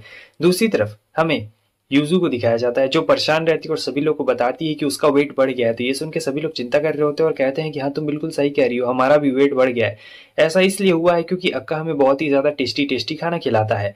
हालांकि इसमें उसकी कोई भी गलती नहीं है, वो तो खाना खिलाएगा ही यार, और वो आजकल इतना बढ़िया बढ़िया खाना बनाता है कि क्या ही बोला जाए। लेकिन ये लोग सोचते हैं कि अगर उसे पता चल गया कि हमारा वेट बढ़ गया है तो हम लोग क्या करेंगे, हमारी तो भाई बेइज्जती हो जाएगी, घोर बेइज्जती हो जाएगी। तो चलो हमें अच्छी तरीके से ट्रेनिंग करनी पड़ेगी ताकि हम लोगों का वेट थोड़ा सा कम हो सके। तो इसके लिए सभी लोग जोश में आ चुके रहते हैं और कहते हैं कि हाँ कल से हम लोग वेट ट्रेनिंग करेंगे, और देखना पूरी एकदम जी जान लगा के यहाँ पे ट्रेनिंग करने वाले हैं। लेकिन नहीं भाई, इन लोगों से थोड़े होने वाला था। ये लोग ट्रेनिंग करने की कोशिश तो करते हैं मगर पेट इतना निकला हुआ रहता है कि हो ही नहीं रहा होता है। सिर्फ पूरा ही यहाँ पे वो कर पा रही होती है अच्छी तरीके से, वरना कोई भी नहीं कर पा रहा होता है क्योंकि वो तो पतली रहती है। दिन बीत जाते हैं मगर हो नहीं पाता इन सभी लोगों से। और सभी लोग सोच रहे होते हैं कि यार आजकल तो वो कुछ ज्यादा ही बढ़िया बढ़िया बना रहे होता है। और जो कागू होती है उसे तो कोई फर्क नहीं पड़ता है। तभी यहाँ पे जो हमारी कूरा रहती है वो कहती कि मैं चाहती हूँ ना कि वो हमेशा हमारे साथ में ही रहे। काश वो हमें से किसी में से शादी कर ले या हमें से कोई से शादी कर ले तो वो हमेशा हमेशा यहीं रहेगा और हमारे लिए टेस्टी टेस्टी खाना ही बनाएगा। ये सारी बातें सुन के सभी लोग बहुत ही ज्यादा हैरान हो जाते हैं। लेकिन जो कूरा रहती है वो अपने मन में सोच रही होती है कि क्या वो मेरे बड़े होने तक इंतजार करेगा, क्योंकि मैं उससे शादी करना चाहती हूँ। ये अपने मन में सोच रही होती है, उन लोगों से बोलती बिल्कुल नहीं है। लेकिन बाकी सबके मन में पता नहीं क्या चल रहा होता है और वो लोग इस आइडिया को एकदम अपोज कर देते हैं, खासकर कि शुकू और मियाँ तो बिल्कुल ही। उसके बाद हम देखते हैं कि तब तक वो वहां पे आ चुका रहता है और वो स्पेशल यहाँ पे मिठाई लेके आया रहता है जो कि बहुत ही ज्यादा स्पेशल रहती है। अब मिठाई को देख के सबके मुंह में पानी तो आना ही था। तो सब यहाँ पे वापस से मोटे होने वाले थे भाई। और देख सकते हैं सबका चेहरा कि कैसा एकदम मुंह से पानी आ रहा है। और फिर उसके बाद वो फिर से अपनी डायरी में लिखती है उसके बारे में कि वो कितना ज्यादा अच्छा बंदा है। ऐसे ही करके वो लिखती है। आगे हमें दिखाया जाता है जहाँ पे यूजू आती है पीछे से और वो कहती है कि मैं चाहती हूँ कि तुम कुछ अच्छा खाना बनाओ। तो ये यहाँ पे कुछ गलत समझ लेता है क्योंकि वो कुल्हाड़ी लेके जा रही होती है और सोच रहा होता है कि यार ये कहीं मुझे मारने के लिए तो ये नहीं ना कर रही है। अगर मैंने अच्छा खाना नहीं बनाया तो ये तो भाई मुझे ही मार देगी। तो वो एकदम पूरा जी जान लगा के यहाँ पे खाना बनाना शुरू करता है और हमें दिखाया जाता है कि उसने बहुत ही ज्यादा टेस्टी खाना बनाया हुआ रहता है। फिर सब लोग देखते हैं कि अरे भाई क्या खाना बना दिया, पहले से ही बहुत ज्यादा टेस्टी। तो यूजू जो रहती है वो खाना खाती है। तो यूजू को वो खाना तो बहुत ही अच्छा लगता है मगर उसके चेहरे का एक्सप्रेशन कुछ ऐसा रहता है। तो अक्का सोच रहा होता है कि अरे यार अब मेरा क्या होने वाला, अभी ये मुझे नहीं छोड़ेगी, अभी मुझे मारेगी। नहीं नहीं नहीं, ऐसा बिल्कुल नहीं हो सकता, ऐसा बिल्कुल नहीं होना चाहिए। लेकिन यहाँ पे उसका चेहरे का एक्सप्रेशन अलग होता है। तब तक हम देखते हैं कि वो गिर जाता है लेकिन सुकू उससे बचा लेती है। उसके बाद ऐसे ही ये जा रहा होता है तो यूजू कहती है कि अरे कहाँ जा रहे हो, रुक जाओ, मेरी मदद करो, मैंने कुछ ज्यादा ही ट्रेनिंग कर ली है तो मेरे पैरों से अब खड़ा ही नहीं होया जा रहा, प्लीज मेरी मदद करो। वो सोचता है कि यार ये ऐसी क्या ट्रेनिंग कर रही है कि इसके पैरों से अब खड़ा ही नहीं होया जा रहा है, कहीं ये वो वाली ट्रेनिंग तो नहीं ना कर रही है। तब तक पीछे से की आके उसके पैर में गुदगुदाती है और ये पूरा एकदम भाई हंसी से लोटपोट हो चुकी रहती है। लेकिन इसके पैर तो एकदम सुन पड़ गए रहते हैं और ये भाई ठरकी कहीं का उसे देख के भी ठरक जाग रहा होता है ऐसे करके।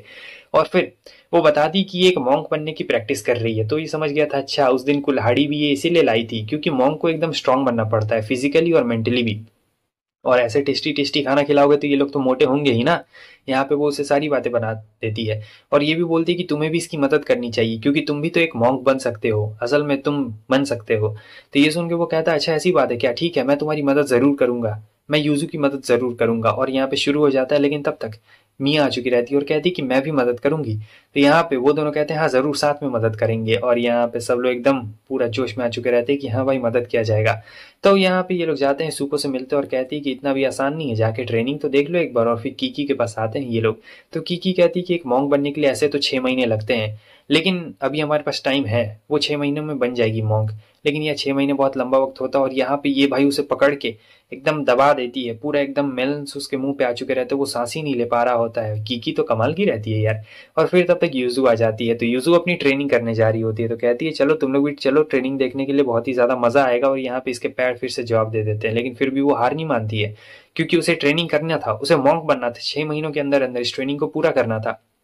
अगर वो नहीं कर पाएगी तो भाई इस टेम्पल का क्या होगा, क्योंकि टेम्पल का सारा जिम्मेवारी इसी के कंधों पे तो है। और यही चीज हमारा अक्का भी सोच रहा था कि यार कितनी मेहनत करती है। तो वो उसके पास जाता है और कहता है कि रुको, मैं तुम्हारी मदद करूंगा, क्योंकि मैं तुम्हारा एक अच्छा दोस्त और अच्छा साथी भी तो हूँ।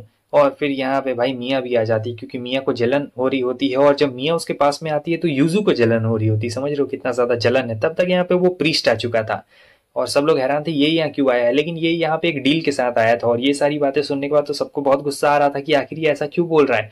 खास करके अक्का को बहुत गुस्सा आ रहा होता है, क्योंकि यहाँ पे उसका डील ये रहता है कि देखो तुम अभी तक एक प्रीस्ट नहीं बनी हो, और तुम्हें 3 महीनों के अंदर अंदर प्रीस्ट बनना होगा। कीकी कहती है 6 महीनों के अंदर बन जाएगी, लेकिन वो कहता है कि नहीं, 3 महीनों के अंदर बनना पड़ेगा। अगर नहीं बनोगी 3 महीने के अंदर तो हमारी मैरिज कैंसिल हो जाएगी, और यही मेरा शर्त है। तो यूजू के लिए तो यहाँ पे एकदम पहाड़ खोदने वाला काम हो गया भाई। 3 महीनों के अंदर वो प्रीस्ट की ट्रेनिंग कैसे करे। तो तीनों की ट्रेनिंग यहाँ पे शुरू हो चुकी थी। हालांकि मेन ट्रेनिंग तो यूजू की रहती है। और कीकी पूछती कि आज तुम लोगों ने कौन सी कलर की चड्डी पहनी है।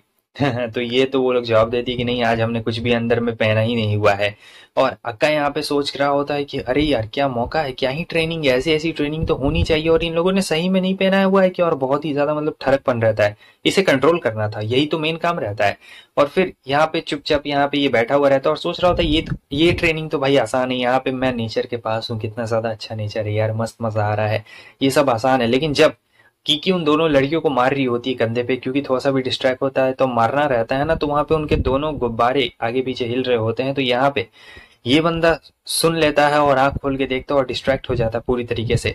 कीकी पूछती कि क्या हुआ, तुम इतने अनकंफर्टेबल क्यों लग रहे हो, लेकिन कुछ बोल नहीं रहा होता और इधर उधर हिल रहा होता है। तो वो अब इसे भी मारना शुरू करती है और कहती क्या हुआ, गिर गया क्या, लेकिन उसका तो पहले ही उठ चुका है और वो कैसे गिर सकता है भाई, क्योंकि यहाँ पे तो अब लिखना रहता है, तो गिर के कोई नहीं लिख सकता है, हाथ गिरा के ही लिखना पड़ता है।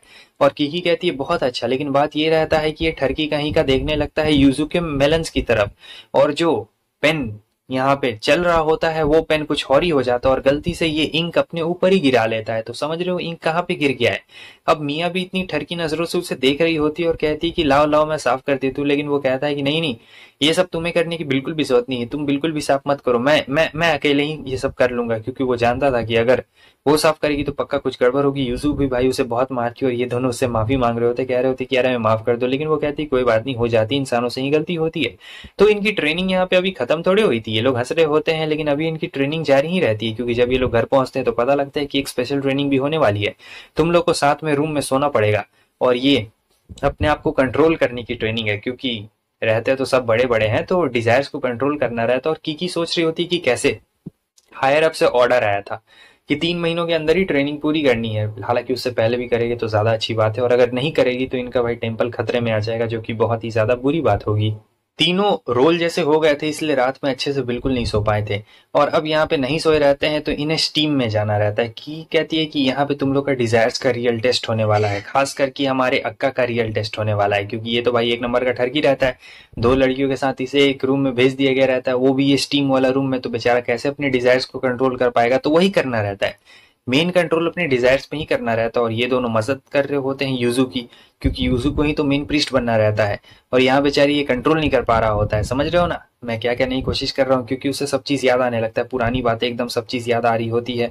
फिर मियाँ भी उधर से कह रही होती है कि अरे क्या हो गया है तुम्हें, तो वो कुछ भी कह ही नहीं रहा होता है।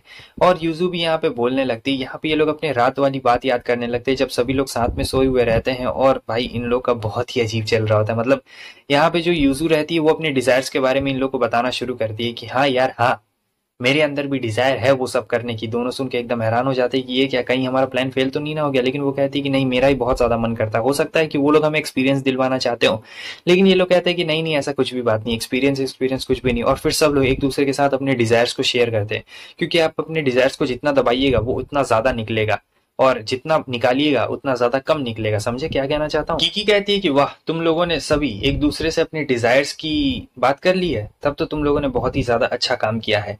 क्योंकि एक प्रीस्ट का सबसे अच्छा और महत्वपूर्ण वेपन यही होता है कि वो अपने ठरकपन को अपने आगे ना आने दे। और ऐसे ही कर करके इनकी जिंदगी ऐसे चल रही होती है, प्रीस्ट बनने की जिंदगी चल रही होती है। लेकिन कीकी को और भी ज्यादा ख्यालात आते हैं, तो इन्हें लगता है कोई ट्रेनिंग है, लेकिन वो कहती है कि हमेशा ट्रेनिंग थोड़े करवाऊंगी, जाओ क्रिसमस आने वाला है, आराम करो। अकागामी यहाँ पे हैरान होता है, यार क्रिसमस आने वाला है, तो वो कहती है यूजुकी क्या वो कोई बात है क्या? तो वो बताता है कि यार हर क्रिसमस पे मेरे डैड अपनी गर्लफ्रेंड्स को लेके आ जाया करते थे, एक नहीं बहुत सारी थी। और फिर हर रात बहुत ज्यादा अजीब अजीब आवाजें आया करती थी। मैं बहुत ही ट्रॉमेटाइज हो गया यार वो आवाज सुन सुन के बचपन से ही। मुझे मुझे अब क्रिसमस से एकदम नफरत होने लगा है यार, मैं बिल्कुल भी इस क्रिसमस को पसंद नहीं करता हूँ। तो यूजू कहती है यार यार इतना परेशान क्यों है, चलो मेरे साथ घूमने चलो, अच्छा लगेगा तुम्हें। तो वो आ गया रहता है भाई यूजू के साथ घूमने के लिए, मौका जो मिला हुआ रहता है, और वो एकदम नर्वस रहता है कि यूजू के साथ मैं कैसे घूमूंगा, इतनी ब्यूटीफुल लड़की और मैं कहाँ, एकदम ठरकी सा गरीब सा इंसान। लेकिन फिर भी वो अपनी इच्छा को मार रहा होता है, उसके साथ घूम रहा होता है, बहुत ही हैप्पी रहता है यहाँ पे अपने ठरकीपन को हटा के। लेकिन सोच रहा होता है यार मैं कितना ज्यादा लकी हूँ। और यूजू कहती है क्या कर रहे हो, तो वो कहता है नहीं नहीं कुछ भी नहीं कुछ भी नहीं। और कहती है कि चलो अंदर चलते, वहाँ एक शॉप है। तो वो उसे एक शॉप में लेके आती है, और इस शॉप में ना कुछ ऐसे मिलते थे जो कि प्रीस्ट्स के काम आया करते थे, और ये कुछ मोतियों से बनाए गए रहते हैं, बहुत ही अच्छे दिख रहे होते हैं और काफी ज्यादा महंगे भी रहते हैं। तो वो कहती है कि तुम्हें पता है, जब मैं थोड़े और पैसे कमाने लगूंगी ना, तब देखना मैं इन्हें जरूर खरीदूंगी, क्योंकि ये बहुत ही ज्यादा ब्यूटीफुल है और काफी ज्यादा अच्छे भी लगते हैं। अकागामी यहाँ पे सोच रहा होता है कि यार ये कितनी ज्यादा क्यूट लग रही है, मुझे ऐसा लग रहा है कि मैं ही इसे खुद गिफ्ट दे दूं, लेकिन मैं तो इससे भी गरीब हूँ। शॉप की ओनर वहां पे आती है और कहती है कि अरे तुम दोनों तो कपल हो ना, कितने ज्यादा अच्छे लगेंगे तुम्हारे ऊपर ये ब्रेसलेट्स, देखो ये एकदम कपल वाले ब्रेसलेट्स है, अगर तुम वो नहीं लेना चाहते हो तो ये ले सकते हो। लेकिन वो लोग बताते नहीं हम लोग कपल बिल्कुल नहीं है। तो वो लेडी कहती है अरे इस लड़की को देखो ना, कितना अच्छा इसका ड्रेसिंग सेंस है, इसने मेकअप भी कितना अच्छा किया, ये तो तुम्हारी वाइफ जैसी लग रही है, क्या तुम लोग का एंगेजमेंट हो गया? लेकिन अका कह रहा होता है कि यार नहीं ऐसी बात बिल्कुल भी नहीं है। और यूजू यहाँ पे पूरा एकदम शर्मा चुकी रहती है, क्योंकि वो भाई उसे अक्का की वाइफ बोल रही होती है, और उसे पूरा एकदम शर्म आ रहा होता है। और शर्म के मारे वो कहती है कि प्लीज आप मुझे ये दे दीजिए, ये दीजिए। और तुरंत ही वो वहां से जाने की फिराक में रहती है, क्योंकि वो ज्यादा देर नहीं रह सकती थी, एम्बेरसमेंट फील हो रही होती है ना, क्योंकि वाइफ बोल दिया रहता है एक तरीके से। और फिर अब ये दोनों जा रहे होते हैं जहाँ पे अक्का बताता है कि यार ये मेरा लाइफ का सबसे अच्छा क्रिसमस है अभी तक का। और वो कहती है कि मेरी भी जिंदगी का एक तरीके से ये बहुत ही अच्छा क्रिसमस है, दोनों एक दूसरे के साथ टाइम स्पेंड जो कर रहे होते हैं। और यहाँ दूसरी तरफ सबकी बैठक चल रही होती है, तो सब बोलते हैं कि यार जब से अक्का हमारी लाइफ में आया है तब से जिंदगी काफी ज्यादा बदल चुकी है, मतलब जिंदगी एकदम ट्रैक पे आ गई है। पहले ट्रेन ट्रैक से उतरी हुई थी, लेकिन अब अच्छी सी आ गई है।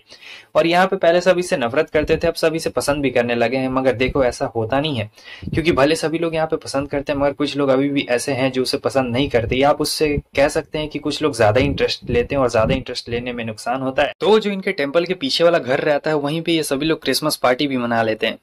क्योंकि देखो क्रिसमस पार्टी तो कहीं भी तुम लोग मना सकते हो, ऐसा कुछ थोड़े ना है। और जो हमारा कागामी है उसने एकदम सब तैयारी भी कर दिया रहता है, उसने बहुत ही डिलीशियस खाना भी बनाया रहता है। सब लोग एकदम देख के हैरान हो चुके रहते हैं कि अरे भाई ये इसने क्या खाना बना दिया है। और यहाँ पे आज स्पेशल खाना भी बना हुआ रहता है, जैसा कि आप देख सकते हैं। कोई नहीं रुकने वाला था भाई, सब लोग एकदम खाने के ऊपर टूट पड़ते हैं। बिल्कुल एकदम खाना बहुत ही ज्यादा टेस्टी बना हुआ रहता है, और कहता है तुम ही लोग के लिए स्पेशल मैंने बनाया है, खा लो खा लो। सब लोग काफी मजे से खा रहे होते हैं, सब खा लेते हैं। तो यहाँ पे गिफ्ट देने की बारी आती है, और तब यूजू कहती है चलो सब लोग एक दूसरे को गिफ्ट देते हैं। रैंडम होगा ये सब, क्योंकि कौन किसको क्या देगा पता नहीं है। लेकिन ये कहता है मैं गिफ्ट भूल गया, रुको मैं अपनी हड्डियां भी बेच के लाऊंगा लेकिन गिफ्ट लाऊंगा। लेकिन वो लोग कहते हैं नहीं ऐसा करने की कोई भी जरूरत नहीं है, चलो हम लोग रैंडम यहाँ पे चूज करेंगे। तो सब लोग रैंडम रैंडम यहाँ पे गिफ्ट चूज कर रहे होते हैं, जहाँ पे पता नहीं क्या क्या मिलता है। कुछ डॉल मिलता है और कुछ अलग ही मिल रहा होता है, मैं तुम लोग को बता नहीं सकता हूँ। काफी अच्छा चीज मिल रहा होता है। और जो कागू रहती है वो इन लोग को गिफ्ट देती है हॉट स्प्रिंग का। और ये कुछ अलग ही अकामे को भी गिफ्ट मिलता है भाई, बहुत ही ज्यादा मिलता है, अच्छा खासा गिफ्ट मिलता है। कुछ फोटोज मिली होती है, तुम लोग समझ सकते हो कैसी फोटोज दी होती है कागू ने यहाँ पे उसे। तो यहाँ पे कागू के पास भी और गिफ्ट रहता है। वो कहती है कि देखो ना ये हॉट स्प्रिंग का गिफ्ट है, ये एकदम फ्री है, पास फ्री है, पूरा एकदम प्रीमियम हॉट स्प्रिंग वाला है, और बहुत ही ज्यादा मजा आएगा। तो हमें हॉट स्प्रिंग में चलना भी है। लेकिन पता नहीं जो कागू रहती है ना, उसका प्लान कुछ और ही रहता है। वो इतनी आसानी से तो समझ सकते हो ना, अकागामी को नहीं जाने देने वाली। नेक्स्ट सीन में हमें यूजू और अकागामी को दिखाया जाता है, जो दोनों साथ में यहाँ पे प्रे कर रहे थे। और वो कहती तुम्हें कोई प्रॉब्लम तो नहीं ना है, मैं तुम्हारे साथ प्रे कर रही हूँ। तो वो कहता है नहीं कोई भी प्रॉब्लम नहीं है। तब वो बताती कि जब से डैड गए हैं और मॉम हेड प्रीस्ट बनी है तब से मैं यहाँ पे अकेले ही हमेशा प्रे करती आई हूँ और कोई भी प्रे करते नहीं आया है। लेकिन ये कहता है कि मैं भी आज पहली बार किसी के साथ में प्रे कर रहा हूँ और मुझे काफी ज्यादा अच्छा महसूस हो रहा है। लेकिन ये गिफ्ट लेके आया रहता है भाई यूजू के लिए, और उसे दिया नहीं था उस वक्त, क्योंकि अगर उस वक्त दे देता तो बहुत ही ज्यादा हंगामा मच जाता, तहलका हो जाता। इसलिए वो कह रहा होता है कि मैं यहाँ पे तुम्हारे लिए कुछ लेके आया हूँ, मैं तुम्हें कुछ देना चाहता हूँ, एक स्पेशल गिफ्ट। तो ये यहाँ पे उसे वही ब्रेसलेट दे देता है और वो भी इसके लिए गिफ्ट लेके आई थी, और दोनों वही कपल वाला ब्रेसलेट रहता है। इन्हें याद आ रहा होता है कि शॉपकीपर ने किस तरीके से बताया था कि ये कपल्स वाला ब्रेसलेट है। और हाँ, दोनों बहुत ही ज़्यादा यहाँ पे शर्मा के रहते हैं कि अरे यार ये, फिर वो दोनों एक दूसरे को शुक्रिया भी कहते हैं, क्योंकि दोनों का क्रिसमस आज पहली बार इतना ज़्यादा अच्छा मना हुआ रहता है, बहुत ही ज़्यादा अच्छा लगता है। तब तक कीकी आ जाती, कहती कि तुम दोनों यहाँ हो, मैं तुम लोग को कहाँ कहाँ ढूंढ रही थी। असल में बात यह है कि जो इन्वेस्टिगेशन होने वाली है वो हमारे टेम्पल में ही होगी, और हमें टेम्पल को अच्छी तरीके से एकदम सुधारना पड़ेगा, पूरा एकदम चमकाना पड़ेगा। और अगर हम लोग ऐसा नहीं कर पाते हैं तो तुम प्रीस्ट कभी भी बन नहीं पाओगी, क्योंकि एक इन्वेस्टिगेशन बैठने वाली है। और ये सुन के दोनों हैरान हो जाते, कहते हैं कि आखिर हम लोग टेम्पल को कैसे चमकाएंगे। लेकिन वो कहती है कि नहीं, अभी सब सोचने का बिल्कुल भी वक्त नहीं है, क्योंकि अभी तो हमें जाना है, हॉट स्प्रिंग में जाना है। तो तुम लोग अभी तक ये सब बातें बिल्कुल नहीं सोचो, बाद में देखा जाएगा जो होगा। कितनी भी टेंशन हो किसी को क्या फर्क पड़ता है, सब लोग हॉट स्प्रिंग में आ चुके थे, क्योंकि ये प्रीमियम और फ्री रहता है तो बहुत ज्यादा मजा आने वाला रहता है। और जो हॉट स्प्रिंग के लोग रहते हैं वो कागू को देख के पता नहीं उसके पैर क्यों पकड़ लेते हैं, किसी को समझ तो नहीं आता है। मगर जो अक्का रहता है उसे इन सभी लोगों से अब अलग जाना पड़ेगा, क्योंकि उसका अलग रूम रहता है और वो लोग उसे कुछ जूस देते हैं जिसमें कुछ मिलाया हुआ रहता है। भाई अजीब ही से लगने लगता है। और आगे हमें दिखाया जाता है कि सब लोग यहाँ पे यूजू की तारीफ कर रहे होते हैं कि वाह काफी ज्यादा कमाल का है तुम्हारा, चलो। और यहाँ पे वो जब नहाने के लिए जा रहा होता है तो गलती से लड़कियों वाले डॉर्मेट्री में आ चुका रहता है और उसे पता नहीं रहता, और वो काफी ज्यादा अंदर भी। सब लोग मियाँ से कह रहे होते हैं कागू कहाँ पे है, कहीं वो हमें धोखा देके भाग तो नहीं ना गई। लेकिन मियाँ कहती है कि नहीं, वो मेरी बेस्टेस्ट फ्रेंड है और आज तक उसने मुझे कभी भी धोखा नहीं दिया और वो कभी धोखा नहीं देने वाली है। वो हमेशा मेरे साइड में ही रहती है और काफी ज्यादा डींगे भी हाँक रही होती है उसके बारे में, और कहती कि यार वो बहुत ही ज्यादा अच्छी दोस्त है, बहुत ही ज्यादा अच्छी है। और इधर हम देखते हैं कि वो पीछे रहता है भाई और सोच रहा होता है कि अगर इन्हें पता चल गया तब तो मैं गया, क्योंकि मेरा तो बहुत ही ज्यादा अलग मामला हो चुका है। लेकिन फिर यहाँ पे ट्विस्ट रहता है, जो कागू रहती है उसने इसे देख लिया रहता है, मगर वो उसे अनदेखा कर देती है और चुपचाप जाने लगती है। इसे लगा था कि इसका टाइम फिश हो गया, मगर कागू कहती है कि मान लो अगर अकागामे अचानक से यहाँ पे आ गया तो तुम लोग क्या करोगी, क्या तुम लोग उसे पनिशमेंट दोगी। तो वो लोग कहती है कि नहीं, मुझे नहीं लगता कि वो जानबूझ के यहाँ पे आएगा, क्योंकि वो इतना ज्यादा ठरकी नहीं है और ऊपर से वो हमारा काफी अच्छा ख्याल भी रखता है, तो वो हमारे लिए इतने गंदे थॉट्स बिल्कुल नहीं रखता होगा। और ये सोच के ये काफी खुश हो जाता है और सोचता है कि मुझे जाके उन्हें सच्चाई बता देनी चाहिए कि मैं यहाँ गलती से आ गया हूँ। तो गलती से ये साबुन फेंकती है, जानबूझ के कागू फेंकती है, उसका टॉवल खुल जाता है और सब लोग यहाँ पे देख लेते हैं और काफी ज्यादा चिल्लाते भी हैं। और फिर सब लोग इसे पनिशमेंट भी देते हैं, लेकिन फिर उसे माफ भी कर देते, कहते हैं कि हम लोग जा रहे हैं और तुम यहीं पे रहो, ठीक है। और लेकिन सब लोगों ने उसका देख भी लिया रहता है, जो कि काफी छोटा हाथी रहता है, लेकिन फिर भी कोई कुछ नहीं बोलता। यहाँ से सब लोग जाने लगते हैं। तो कागुरा कहती है कि रुको मैं तुम्हें अभी बताती हूँ। और फिर बाद में हम देखते हैं जब ये नहा रहा होता है तो कागुरा वहां पे आ चुकी रहती है और ये कहता है तुम यहाँ पे क्या कर रही हो। कागुरा कहती है कि देखो मेरा मोटिव कुछ और है, मेरा मोटिव ये है कि मियाँ तुम्हें पसंद ना करे। और हाँ, मैं चाहती भी नहीं हूँ कि मियाँ तुम्हें पसंद करे, क्योंकि मैं मियाँ को 100 लोगों के साथ मस्त दोस्ती करवाना चाहती हूँ। तुम लोग समझ रहे हो कहने का मतलब। लेकिन वो कहता है कि ऐसा क्यों, क्योंकि वो अपनी फैमिली के रिचुअल्स को नहीं मानना चाहती है, तुम उसे छोड़ क्यों नहीं देती हो। कागुरा कहती है इसलिए तो उसकी मॉम ने मुझे रखाया था कि वो उन रिचुअल्स को पूरा करवा सके, बहुत ही अच्छा रिचुअल्स है। मगर मियाँ यहाँ पे देख लेती है दोनों को कि ये लोग क्या कर रहे हैं, और फिर वो भाई उसे बेहोश कर देती है, मेडिटेट करके बेहोश कर देती है। और ये भी यहाँ पे गायब रहता है, इसे पकड़ के बांधा गया रहता है। और फिर कागुरा बताती है कि हमारी ऑर्गेनाइजेशन शुभ के काम करती है, हमारे पास इतना ज्यादा पैसा है कि हम लोग सारा टेम्पल का डेप्ट भी चुका सकते हैं, वो भी 10 बार चुका सकते हैं, और तुम्हारा भी डेप्ट चुका सकते हैं। लेकिन इसके लिए तुम्हें ये करना पड़ेगा कि तुम्हें मियाँ की जिंदगी से गायब होना पड़ेगा। बताओ क्या तुम मियाँ की जिंदगी से गायब होगे। तो यहाँ पे वो उसे ऑप्शन देती है और सोचने का भी वक्त देती है, और सोच रहा होता है कि यार अब टेम्पल की जिंदगी मेरे हाथों में। अक्का का एक नया दिन शुरू हो गया था, तो आज इन्हें राइस केक्स बनाना था। तो राइस केक बनाने के लिए क्या होता है कि वहां उस चीज में एक चावल डालना पड़ता है, चावल का पूरा, और फिर उसे मारना रहता है। अक्का सोचता है कि मैं मारूंगा, लेकिन जो हमारी कूड़ा रहती कहती कि ये राइस केक बनाना बेकार है यार, बेकार है, तुम इसे मत मारो यार, तुम मारोगे तो दिक्कत हो जाएगा, क्योंकि तुम्हारा ध्यान कहीं और ही भटक जाता है। वो अक्का को बोल रही होती है, क्योंकि ऐसे लड़कियां बैठ के उसे पकड़ेंगी ना, जो भी वो चावल का रहता है, इसलिए उसका ध्यान भटक जाएगा। तो यहाँ पे जो हमारी सुको रहती है वो मारने वाली रहती है चावल पे, लेकिन यहाँ पे भाई ये ठरकी रहता है, यहाँ पे भी वो ऊपर में देख लेता है उसके मेलन्स की और बहुत ज्यादा ठरक से देख रहा होता है। तो अच्छी तरीके से कर नहीं पाता है। इसके बाद अब इसकी बारी रहती है, सोचता है कि चलो यहाँ तो मैं कम से कम कर ही सकता हूँ, लेकिन यहाँ पे भी बिल्कुल ऐसा ही होता है और वो कहती है कि गिनो 4 गुहा, तो आँख पे मार लेता है, कहता है बैक। और फिर वो कह रही होती है कि इसमें तुम्हारी कोई भी गलती नहीं है, पता है मुझे कि तुम थोड़े से ठरकी हो, थोड़ा सा हो जाता है, लेकिन वो कहता है नहीं नहीं ऐसी कोई भी बात नहीं है, ठीक है मैं अभी चलता हूँ यहाँ पे। तो अब इसके बाद यहाँ पे आ गया रहता है और ये लोग यहाँ पे कॉस्ट्यूम पहन लेते हैं। भाई मियाँ को इसने कॉस्ट्यूम पहना दिया रहता है कागू ने, और ये सब जानबूझ के उसने किया रहता है कागू ने, ताकि जो हमारा अक्का है वो काम पे फोकस बिल्कुल ना कर सके। तो मियाँ तो यहाँ पे भाई बहुत ही खतरनाक वाला बनी कॉस्ट्यूम पहन लेती है, और जब वो उसे पकड़ता है ना तो बहुत ज़्यादा ड्रेस टाइट रहता है और आगे पीछे चारों तरफ से एकदम महसूस हो रहा होता है, मियाँ को भी महसूस हो रहा होता है, कुछ बहुत ही अलग अलग महसूस हो रहा होता है, और वो पूरा एकदम शर्मा जाती, कहती कि नहीं ऐसा बिल्कुल ही मत करो यार, मुझे बहुत अजीब लग रहा है, लेकिन तब तक वो कर चुका रहता है 1-2 बार। और इधर हमें दिखाया जाता है कि आती है यूजू, जो कि काफ़ी प्यारा कॉस्ट्यूम पहन के आई हुई रहती है, और यहाँ पे ये बेचारा क्या कर सकता था, ये तो फंस गया रहता है। और जो यूजू रहती है कहती है कि चलो मैं तुम्हें अभी बताती हूँ, हाँ कुछ ज़्यादा ही तुम तेज़ बन रहे हो, हाँ। तो वो कहता है कि नहीं नहीं ऐसी कोई भी बात नहीं है, ये सब तो बस गलती से हो गया, मेरा कंधा छोड़ दो प्लीज। अब कहती तुम एक नंबर के बदमाश हो, तुम्हें नहीं पता क्या सही है क्या गलत है। इधर हमें दिखाया जाता है कीकी को। तो कीकी उससे बात करते हुए कह रही होती है कि देखो अभी कुछ दिन के बाद जब उसकी शादी हो जाएगी यूजू की, तब तो ये टेम्पल उसका हो जाएगा और उसके हस्बैंड का हो जाएगा, तब हम सभी लोग को यहाँ से जाना पड़ेगा। क्या तुमने इसके बारे में सोचा है कि आखिर तुम कहाँ पे जाने वाले हो? लेकिन उसने अभी तक इसके बारे में कुछ नहीं सोचा था। तो कीकी कहती है कोई बात नहीं, मैं तुम्हारा ख्याल रख लूंगी, तुम्हारे पूरे शरीर का मैं पूरा ख्याल रख लूंगी अच्छी तरीके से, चिंता मत करो, मैं तुम्हारा ये शरीर गलने बिल्कुल भी नहीं दूंगी, क्योंकि मुझे पता है कि तुम खाना नहीं खाओगे तो तुम्हारा शरीर गलने लगता है, लेकिन मैं तुम्हारा ख्याल रखूंगी। और फिर अगले दिन ये लोग यहाँ पे फेस्टिवल में आए हुए रहते हैं। तो कहता है कि देखो हम सभी लोग को यहाँ पे बच के रहना पड़ेगा, तुम लोग मास्क लगा लो क्योंकि यहाँ पे काफी दुश्मन हो सकते हैं। लेकिन वो लोग कहते हैं कि कोई दुश्मन नहीं होगा यार, सब लोग मिलजुल के रहते हैं ठीक है, और हम लोग अब अच्छे से रहते हैं, क्योंकि यहाँ पे भाई टेम्पल्स में भी अलग ही लड़ाई होती है, इन लोगों की बहुत ही ज्यादा अलग लड़ाई हो रही होती है।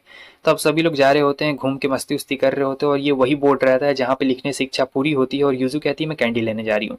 वो कैंडी लेने गई रहती है और वो काफी क्यूट भी लग रही होती है। सभी लोग अपना अलग अलग मजा कर रहे होते हैं, जहाँ पे वो लोग कह रहे होते हैं कि काश टेम्पल अच्छे से चले और हम लोग सब साथ में रहें। तो इसे कागा का बात याद आ जाता है कि कैसे उसने कहा था कि अगर ये उसकी बात मान लेता है तो वो सारे डेप्ट को चुकता कर देगी और टेम्पल को ही बचा लेगी और सबको बचा लेगी। लेकिन ये ऐसा बिल्कुल नहीं करना चाहता था, वो हार बिल्कुल नहीं मानना चाहता था, क्योंकि अपने बलबूते पे उतरना चाहता था। लेकिन यहाँ पे कुछ और ही सोच हमें मियाँ के बचपन के सीन को दिखाया जाता है, और ये भी पता लगता है कि कागुरा कैसी इसकी दोस्त बनी थी। असल में मियाँ सभी लड़कियों से अलग थी और कागुरा भी तो इसी अलग थी, और कागुरा इसकी बहुत ही अच्छी दोस्त रहती है, एकदम बेस्ट फ्रेंड जो बोला जाता है ना, वही बचपन से दोस्त रहती है। मगर ये सब मियाँ की मॉम की चाल थी, क्योंकि मियाँ की मॉम चाहती थी कि जो मियाँ है वो एक हस्बैंड ना रखे, वो बहुत सारा रखे, मतलब शादी ना करे, बस ऐसे ही जो तुम लोग समझ रहे हो, हाँ बिल्कुल वैसा ही वाला सीन रहता है।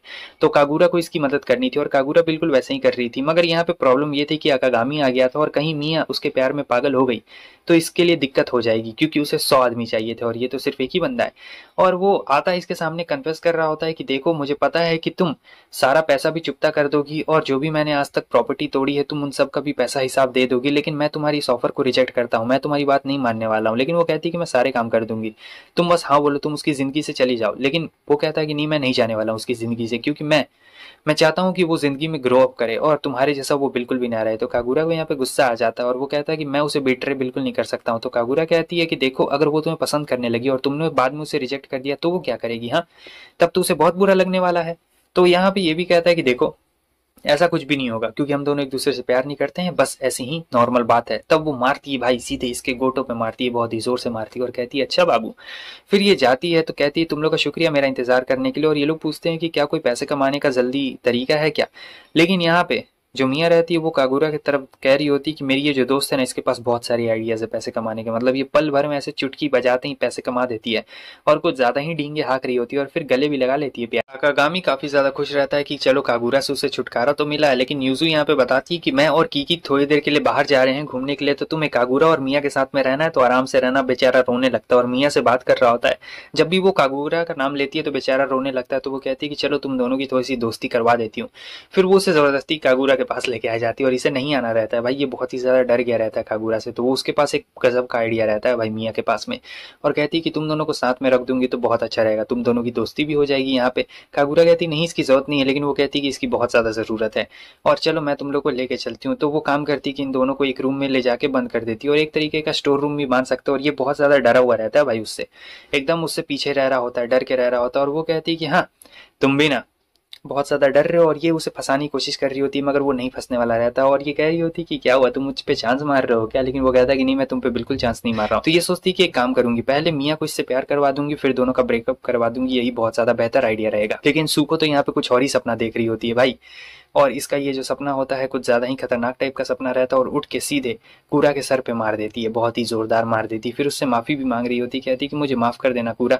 और फिर यहाँ सोच रही होती है कि अरे यार, मैं ऐसे सपने क्यों देख रही हूँ, कहीं ऐसा तो नहीं है कि अकागामी मुझे पसंद करने लगा है? हाँ, मुझे तो लगता है कि वो मुझे पसंद करने लगा है। उस दिन उसने मुझे किस भी तो किया था, लेकिन वहाँ जब ये देखती है कि अकागामी और मिया एक दूसरे के बहुत ही ज़्यादा क्लोज में रहते हैं, तो वो एकदम टेंशन में आ जाती है कि क्या यार, ये सच बात है क्या, कहीं इन दोनों का कुछ चल बल तो नहीं रहा है। और जो मिया रहती है, गलती से क्या होता है कि उसका जो पैर है वो भी वहाँ पे फिसल चुका रहता है और कागुरा भी यहाँ पे पीछे से आ गई रहती है और कागुरा कह रही होती है कि क्या हुआ, तुम इन दोनों को देख रही हो क्या? देखो, मैंने एक रिकॉर्डिंग की और ये जो भाई रिकॉर्डिंग रहती है ये उस गेम की रहती है, मगर पीछे से देखने में कुछ और ही लग रहा होता है। और कहती है कि नहीं नहीं, ऐसा नहीं हो सकता, मुझे ये सब वीडियो मत दिखाओ तुम। कागुरा कहती है कि हाँ, उनके बीच में चल रहा है, गलती से इसका पैर फिसल के ये उसके ऊपर गिर जाती है तो और भी सुको को बुरा लग जाता है। और कागुरा यहाँ पे आग में घी डालने का काम कर रही होती है और फिर उसके सामने बैठा के उससे पूछ लेती है कहीं तुम दोनों के बीच में कुछ चल तो नहीं ना रहा है। लेकिन मिया यहाँ पे एक ही जवाब देती है कि नहीं नहीं, हमारे बीच में ऐसा कुछ भी नहीं है, हम दोनों बस एक दूसरे को ड्रीम्स को सपोर्ट करते हैं और कुछ भी नहीं है। मगर कागुरा भी यहाँ पे भाई कम नहीं रहती है, वो भी देखिए इसे बांध देती है और कितने अली तरीके से इसे बांधी रहती है, बहुत ही अजीब। और फिर हमें दिखाया जाता है कि वहां पे अकागामी भी आ चुका रहता है और अकागामी कहता है कि अरे ये सब क्या है, और वो भी देख के शर्मा जाता है, मियाँ भी शर्मा जाती है और सुको कहती है कि मेरे तरफ मत देखो भाई, मुझसे कुछ मत पूछो, मैं कुछ नहीं बताना चाहती हूँ, क्योंकि यहाँ पे तो इसे गलत फहमी हो गई थी। और कागुरा भाई बहुत ही ज्यादा शातिर रहती है और फिर कूरो भी वीडियो देख लेती है, तो कहती है कि मुझे लगता है कि ये लोग वो गेम खेल रहे हैं और ऐसा वैसा कुछ भी नहीं है, क्योंकि देखो वहां पे वो मैट भी बिछा हुआ है रंग बिरंगा वाला। तो ये सारी बातें ध्यान से सुनने के बाद वो कहता है कि हाँ, हम लोग तो उस दिन गेम ही खेल रहे थे। और अब यहाँ पे कागुरा समझ के रहती है कि सुको क्या सोच रही होती है और फिर वो कहती है कि गंदी बच्ची कहीं की, क्या क्या सोचते रहती हो तुम? तो वो कहती है कि नहीं नहीं, मैंने ऐसा कुछ भी नहीं सोचा है। इधर हमें अकागामी को दिखाया जाता है जो सोचता है कि चलो खाना बना देता हूँ अब, लेकिन चावल तो रहते ही नहीं है भाई, चावल एकदम पूरा खत्म। मतलब अभी ये लोग एकदम कंगाल हो गए, इनके पास चावल भी नहीं रहता है। और फिर मियाँ कहती है भूख लगी है मुझे, लेकिन वो कहता है चावल बिल्कुल नहीं है। तब तक यूजू भी आ चुकी रहती है और कहती है कि हमें जाके पड़ोसी से चावल मांगने पड़ेंगे। असल में ये लोग रेंट पे रहने वाले लोग हैं, जो कि हमारे टेम्पल की जमीन पे रेंट पे रहते हैं, तो हमें इनसे कुछ पैसे लेने चाहिए, मगर हम लोग लेते नहीं है, चलो चावल मांगते हैं। लेकिन जब ये मांगने जाती है तो भाई सब लोग बहुत ही बुरी तरीके से बोल के इसे भगा देते हैं, क्योंकि सब लोग इसे बच्चा जो समझते थे, इन्हें कहीं से भी कुछ भी नहीं मिलता और खाली हाथ ये लोग बस बैठे हुए रहते हैं। तो ये कहती है कि चलो यहाँ पे चलते, और यहाँ पे सही में भाई इन्हें चावल मिल गया था, क्योंकि ये जो बंदी रहती है ये भी रेंट ही पे रहती थी, ये सब टेम्पल की जमीन रहती है। और फिर ये जो लेडी रहती है, इसके जो बच्चे रहते हैं उन्हें ये वो दोनों संभाल रहे होते हैं और दोनों बच्चे बहुत ही बदमाश रहते हैं। फिर वो लेडी बताती है कि जो यूजू की मॉम है वो एक बहुत ही कमाल की प्रीस्ट थी और उनके जैसा प्रीस्ट आज तक कोई भी नहीं हुआ है, और हर कोई उन्हें पे करता था भाई। बहुत ही खतरनाक लेडी थी या फिर बहुत ही अच्छी लेडी थी ये तो नहीं बताया गया है, लेकिन हर कोई उनकी बहुत ही ज्यादा रिस्पेक्ट किया करता था। यहाँ से इन्हें बहुत सारे चावल मिल गए रहते हैं। अकागामी सोचता है कि मैंने ये चीज़ कहीं देखी और याद कर रहा होता है कि अरे हाँ, जब मैं पहली बार मैंने यूजू को देखा था तभी यही चीज़ तो आके मुझे लगी थी। और जो यूजू रहती है भाई वो अकेले लेके जा रही होती है और ये सोचता है कि अकेले वो इतना लेके जा रही है, मुझसे तो एक नहीं उठाया जा रहा है। और मियाँ बता रही होती है कि हाँ यार, वो बहुत ही ज़्यादा मेहनती है, बहुत ही ज़्यादा। फिर हमें दिखाया जाता है अब ये सोच रहा होता है कि अरे यार, मुझे कुछ जॉब ढूंढना पड़ेगा, मैं सारा काम यूजू के ऊपर तो बिल्कुल भी नहीं छोड़ सकता हूँ, मुझे कुछ ना कुछ जॉब तो ढूंढना पड़ेगा। मगर जो भी जॉब चाहिए रहता है उसके लिए मोबाइल चाहिए रहता है, और मोबाइल चाहिए रहता है तो ये उसे कहाँ मिलेगा? अभी तो यूजू ही उसकी मदद कर सकती है और कोई भी मदद नहीं कर सकता है। तो सोचता है चलो जाके उसी से पूछता हूँ। तो अकागामी सोचता है कि मुझे यूजू से मदद मांग लेनी चाहिए, तो वो जाता है, नॉक करता है, तो देखता है कि ये क्या, ये तो मेड वाले आउटफिट में है और मेड वाले आउटफिट में उसके बैलेंस कुछ ज्यादा ही बाहर निकले हुए रहते हैं, थोड़ा सा दिख रहा होता है यहाँ पे। तो अकागामी तो आप जानते हैं कितना बड़ा ठरकी रहता है, तो यहाँ पे उसके नाक से खून आना भी शुरू हो चुका रहता है, भले वो छुपा रहा होता है। और कहता है कि मेरी एक रिक्वेस्ट है कि ये वाले ड्रेस प्लीज मत पहनो, इसमें तुम बहुत ज्यादा, और फिर देखो भाई कंट्रोल नहीं कर पाता अपने आप को। तो वो कहती है कि क्या हुआ? तो कहता है कि नहीं नहीं, कुछ भी नहीं हुआ है। सो यूजू कहती है कि अरे यार, मैंने काम ढूंढा, मैं एक साथ 6 ओवर टाइम जॉब कर लूंगी। लेकिन वो कहता है कि क्या 6 पगला गई हो क्या, ऐसा तुम नहीं कर सकती हो। लेकिन वो कहती है कि नहीं, मैं करूंगी, क्योंकि मुझे टेम्पल को बचाना है, टेम्पल को बचाने के लिए मैं कुछ भी करूंगी, क्योंकि पैसों की जरूरत भी है हमें। लेकिन वो कहता है कि नहीं, तुम ऐसा करने की बिल्कुल भी जरूरत नहीं है। और फिर इन दोनों के बीच में गुस्सा गुस्सी हो जाती है, क्योंकि पार्ट टाइम जॉब से भाई 5 लाख रुपए नहीं मिलने वाले हैं और 5 लाख रुपए चाहिए रहते हैं। और वो बताती है कि मेरी मॉम ने इस टेम्पल को बचाया है तो मेरा भी ये कर्तव्य बनता है। लेकिन वो कहता है तुम एक नंबर की गधी हो, तो वो भी गुस्सा हो जाती है और कहती है कि तुम ये क्या बात कर रहे हो, देखना मैं अपने आप को साबित कर दूंगी। लेकिन वो कहता है कि नहीं, तुम ऐसे कैसे ड्रेस पहन सकती हो, हाँ तुम्हें पता भी है, और ड्रेस के बारे में यहाँ पे बोलने लगता है। फिर दोनों एक साथ यहाँ पे बैठ के राय कर रहे होते, एक दूसरे को बोल रहे होते, मगर यूजू को भी गुस्सा आ रहा होता है कि यार ये कैसे मुझे बोल रहा है, और कहता है कि चलो मेरी मसाज करो। तो कहती है कि देखो मेरा पीठ दर्द कर रहा है, जल्दी करो मेरा मसाज करो। तो कहता है कि ठीक है मैं तुम्हारा मसाज कर दे रहा हूँ। तो उसके बाद वो मसाज करने के लिए आता है, भाई खतरनाक मसाज कर रहा होता है, आवाजें आ रही होती है कुछ कुछ। तो सुको ये आवाज सुन लेती है और कहती है कि तुम दोनों यहाँ पे ये क्या कर रहे हो, और फिर देखती है कि ये क्या हुआ है। तो ये लोग बहाना बनाने लगते हैं, कुछ एक्टिंग करने लगती है, यूजू की मैं जीत गई, मैं सो रही हूँ, और फिर कहने लगती है कि मैं ये खुद से कर लूंगी, तुम जाओ भाड़ में यहाँ से।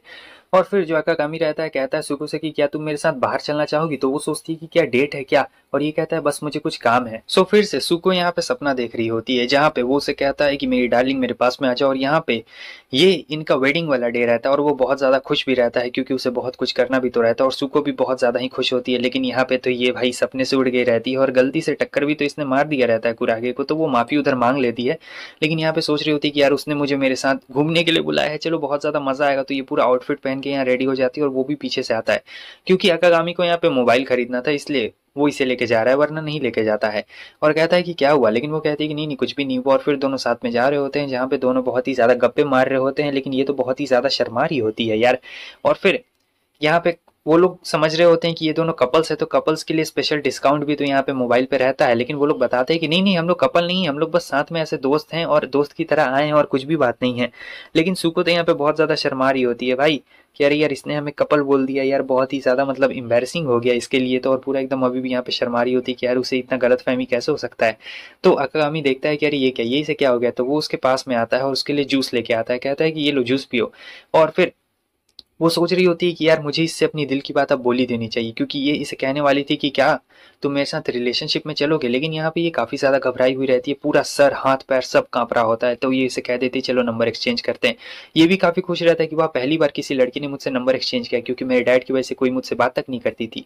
सुको भी काफी खुश होती है, और ये यहाँ पे कहता है कि मुझे रात में कुछ प्राइवेट काम है, तो मैं तुम्हें नहीं बता सकता हूँ। अब ये रात में सोचने लगती है कि क्या ही से प्राइवेट काम हो सकता है, अरे रुको कहीं से वो सारे काम तो नहीं ना है। और फिर वो पूरा सोचने लगती कि कहीं रात में ये मुझे टेक्स्ट तो नहीं ना करने वाला है, उलाला, और पूरा मुंह लाल हो चुका रहता है। और रात में वो टेक्स्ट भी करता है, लेकिन थैंक यू टेक्स्ट करता है, ऐसा वैसा कुछ नहीं करता। हमें यूजू की मॉम को दिखाया जाता है, जो उससे पूछती है कि मेरे बाद तुम ही इस टेम्पल का देखभाल करोगी ना। और यूजू से कहती है कि हाँ मैम, मैं बड़ा होके हमेशा से यही बनना चाहती थी, मैं एक प्रीस्ट बनना चाहती थी जो कि टेम्पल का ख्याल रखे। मगर वो पूछती है तुम क्यों बनना चाहती थी, तो इसका जवाब वो नहीं देती। और फिर हम देखते हैं कि ये अपने काम पे लग जाती है क्योंकि नींद से उठ गई रहती है। और फिर जब ये जाके देखती है तो देखती है यार ये क्या, ये दोनों इतने क्लोज क्यों दिख रहे हैं। और फिर बहुत ही ज्यादा घबरा जाती है। फिर किकी भी यहाँ पे रहती है, और यहाँ पे ये जॉब की तलाश कर रहा होता है, मगर बेचारे को कोई जॉब मिल ही नहीं रही होती, सब बेकार सा जॉब मिल रहा होता है जिसमें बहुत ही ज्यादा कम पैसा दे रहा होता है। और फिर ये जाके देखता है तो यूजू गुड मॉर्निंग कहती है, और बहुत ही अजीब व्यवहार कर रही थी। तब तक पीछे से कीकी आके बोल रही होती है कि चलो मुझे तुमसे एक बात करनी है। और फिर ये दोनों बात करते जाओ, वो बोलती तुम दोनों के बीच में कुछ हुआ है क्या, और कहीं कुछ वैसा वैसा तो नहीं ना हो गया, देखो उसे प्रीस्ट बनना है, तुमने कहीं उसे ठरकी तो नहीं ना बना दिया। लेकिन वो कहता है कि नहीं नहीं मैंने ऐसा कुछ भी नहीं किया है। और फिर वो बताती है कि देखो एक प्रीस्ट का काम बहुत ही ज्यादा संभलने वाला रहता है, ये कोई ऐसे वैसे नहीं हो सकता। और मैं जानती हूँ कि तुम बहुत ज्यादा ठरकी वाले बंदे हो, लेकिन तुम्हें अपनी ठरक को कंट्रोल करके रखना चाहिए, वरना ये उसके ऊपर भी इफेक्ट करेगा। तब तक बताती है कि देखो ना यार हमारे गेस्ट जा रहे हैं। तो ये एकदम खुश हो जाती, कहती कि वाह वो जा रहे हैं, ये वही लोग रहते हैं जो कि टेम्पल में रहते थे, मतलब टेम्पल की जमीन पे रहते थे, अब वो लोग जा रहे हैं तो दुगना लगान देना पड़ेगा। और दुगना लगान देना पड़ेगा तो भाई ये बहुत सारे पैसे भी तो उससे ऐंठने वाली है। और अका कहता है जरा रुक जाओ, लेकिन हम देखते हैं कि वो लोग जा चुके रहते हैं, और काफी खुश की आती है और कहती तुमने उनसे पैसे ले लिए ना। लेकिन वो कहती कि नहीं पैसे मैंने नहीं लिए, तो ऐसा मैंने इसलिए किया है क्योंकि मेरी मॉम इतनी दूर यहाँ पे पहले रहा करती थी, और वो लोग मेरी मॉम से मिलने के लिए इतनी दूर यहाँ पे आया करते थे, तो उनसे पैसे लेके मैं क्या करूंगी यार, ये पैसा लेना तो वक्त की बर्बादी है, मुझे नहीं लगता है कि मुझे उनसे पैसे लेने चाहिए। लेकिन इस बात पे किकी को पता नहीं क्या होता है कि उसे बहुत ज्यादा गुस्सा आता है, और वो कहती है कि अब से तुम्हारी ट्रेनिंग नहीं होने वाली है, मैंने तुम्हें ट्रेनिंग नहीं दी अच्छी तरीके से, और मुझे नहीं लगता है कि तुम अब कभी ट्रेनिंग कंप्लीट भी कर पाओगी, तो मैं तुम्हें ट्रेनिंग नहीं देने वाली हूँ। ये कह के वो चली जाती है, और इधर हम देखते हैं कि उड़ी आती है और सोचती है कि अरे हाँ मेरी तो ट्रेनिंग है ही नहीं। और फिर घर का काम करने के लिए जाती है, तो सभी लोग कहते हैं कि घर का काम करने की कोई भी जरूरत नहीं है तुम्हें, यहाँ पर सारा काम अकागामी ने संभाल लिया है, मतलब उसने सारा काम कर दिया रहता है पहले से ही, सही कहो तो उसने सारा काम संभाल लिया था। और इसे यकीन नहीं हो रहा था कि क्या हो रहा है, सोचती कि जाके टेम्पल की सफाई कर देती हूँ। तो इसके बाद वो कहती मैं जा रही हूँ टेम्पल की सफाई करने, घर का तो काम हो चुका है लेकिन टेम्पल भी पूरा नीट एंड क्लीन रहता है। तो वो सोचती कि अरे यार मेरे लिए कुछ काम तो यहाँ पे बचा ही नहीं है। और आगे ये जाती है जॉब ढूंढने के लिए, मगर एक भी जॉब इसे मिल नहीं रही होती, और बहुत ही ज्यादा उदास हो जाती है। जब आदमी निराश एकदम थक जाता है तो ऐसा ही होता है। और ये यहाँ पे कीकी के पैर पड़ रहा होता है कि प्लीज यार उसे वापस ट्रेनिंग पे रख लो ना, तुम ऐसा क्यों कर रही हो मास्टर, तुम्हें ऐसा नहीं करना चाहिए। मगर कीकी कहती है कि नहीं, उसने बहुत बड़ी गलती कर दी है, वो अभी बच्ची और अच्छी तरीके से, मुझे नहीं लगता है कि उसकी ट्रेनिंग कभी 6 महीने तो क्या 3 महीने में भी कंप्लीट नहीं हो पाएगी, 3 साल में भी नहीं हो पाएगी यार, वो ऐसी कर रही है तो। और वो वहां से चली जाती है। तब तक इसे कॉल आता है कि यूजू नहीं आई है घर में और उसका नंबर भी नहीं लग रहा है। तो अब ये भागते भागते ढूंढने के लिए जा रहा होता है और सोचता है कि मुझे पता है इस फीलिंग के बारे में। वो अपने आप को अकेला महसूस कर रही होगी और सोच रही होगी कि ये सब उसी की गलती है। दूसरी तरफ हमें दिखाया जाता है यूजू को, जो कि सोच रही थी कि यार मैं कितनी ज्यादा बेकार हूं, मैं कभी भी कुछ नहीं कर सकती हूँ, मुझे और हार्डवर्क करना पड़ेगा। मैंने अपनी मॉम से तो कहा था कि मुझे एक प्रीस्ट बनना है, लेकिन मैं कभी बन नहीं पाई। और वो कितनी ज्यादा अच्छी थी यार, वो हेड प्रीस्ट बन गई, लेकिन मुझे देखो मैं यहाँ पे कुछ भी नहीं कर पाई हूँ। वो मुझे छोड़ के चली गई थी ताकि मैं अपने पैरों पे खड़े हो सकूं, लेकिन नहीं, मैं आज तक कभी भी ऐसा कुछ भी नहीं कर पाई और बहुत ही ज्यादा उदास रहती है। तब तक वहां पे अकागामी उसे चिल्लाते हुए आ रहा होता है कि कहाँ हो, लेकिन ये कुछ भी जवाब नहीं दे रही होती क्योंकि एकदम खोई हुई रहती है। फिर अक्का उसे ढूंढ लेता है और कहता है कि तुम यहाँ पे क्या कर रही हो, और एकदम उसका रोने वाला चेहरा रहता है, वो एकदम आउट ऑफ जोन चली गई थी। और अकागामी सोच रहा होता है इतनी खुशमिजाज लड़की को देखो क्या हो गया है। और वो कहता है कि तुम्हें कुछ भी करने की बिल्कुल जरूरत नहीं है, मैं भी टेम्पल को बहुत ज्यादा प्यार करता हूँ और चिंता मत करो, मैं संभाल लूंगा। और फिर जब इसकी आंख खुलती है तो देखती है कि ये क्या, अरे ये तो रात भर मेरे पास ही था, अरे ये मैं कहाँ कमरे में कब कैसे आ गई। और फिर सब चीज एकदम याद आ चुका रहता है और दोनों एक दूसरे से मुंह पलट लेते हैं। तो वो कहती है कि तुम्हें कैसे पता था कि मैं वहां पे रहूंगी। तब बताता है कि मैं भी डिप्रेशन में था और तुम्हें याद है ना, तुम भी वहां पे मुझसे मिलने के लिए आई थी। क्योंकि देखो जब भी कोई डिप्रेशन में रहता है या फिर लोनली रहता है तो वो एक ऐसी जगह की तलाश करता है जहाँ पे कोई भी उसे ढूंढ ना पाए जल्दी, और एकदम आराम से शांति से वो रह सके। तो उससे बढ़िया जगह और कोई हो भी तो नहीं सकती थी, इसीलिए क्योंकि मैंने खुद ये एक्सपीरियंस किया है मेरे डैड की वजह से। और चिंता मत करो, मैं तुम्हारा हमेशा ख्याल रखूंगा, ऊपर से मैं टेम्पल की भी साफ सफाई कर दिया करूंगा, तुम बिल्कुल भी टेंशन मत लो। वो एकदम भाई रोने लगती है और ये कह रहा होता है कि रो मत, ये सब मैं तुम्हारे लिए और टेम्पल के लिए कर रहा हूँ क्योंकि मैं तुम्हें हमेशा खुश देखना चाहता हूँ। तब तक बाकी सब लोग आ जाते हैं और कहते हैं कि हमने तुम दोनों की सारी बातें सुन ली, और तुम्हें क्या लगता है यूजू, सिर्फ तुम ही टेम्पल की परवाह करती हो, हम लोग भी टेम्पल की परवाह करते हैं और हम लोग तुम्हारी भी परवाह करते हैं, बेवकूफ लड़की कहीं की। हाँ, तुम अपने आप को ऐसा क्यों कर रही हो, और तुम्हारे पास अकागामी का नंबर नहीं है, हम सभी लोग के पास है। और फिर वो उसका नंबर ले लेती है भाई, सबसे आखिरी में मेन हीरोइन। और फिर कीकी से वो कहती है कि प्लीज मुझे वापस से ट्रेनिंग देना शुरू कर दीजिए मास्टर। तो कीकी यहाँ पे मान जाती है और कहती है कि ठीक है, ट्रेनिंग पे तुम वापस से बाद में आ जाना, लेकिन अभी थोड़ा सा मजा करो। और आगे हम देखते हैं कि अब ये कहता है कि तुम्हारा बहुत बहुत शुक्रिया, लेकिन कीकी कुछ जवाब नहीं देती, वो चली जाती है। और फिर ये आता है इसके पास तो कहती है कि अब मैं जॉब ढूंढना छोड़ दूंगी क्योंकि मुझे लगता है कि मेरा घर यहीं पे है, मुझे यहीं टाइम स्पेंड करना चाहिए। और बहुत ज्यादा अकागामी भी खुश होता है क्योंकि यहाँ पे इनका सारा काम एकदम नॉर्मल चल रहा होता है। और बस इसी के साथ दोस्तों ये जो सीरीज है यहीं पे खत्म होती है। देखो, हाइप कर देना, लाइक कर देना, इसे बनाने में बहुत ज्यादा मेहनत लगी है। कमेंट करके बताना तुम्हें कैसा लगा और कौन सबसे ज्यादा फेवरेट कैरेक्टर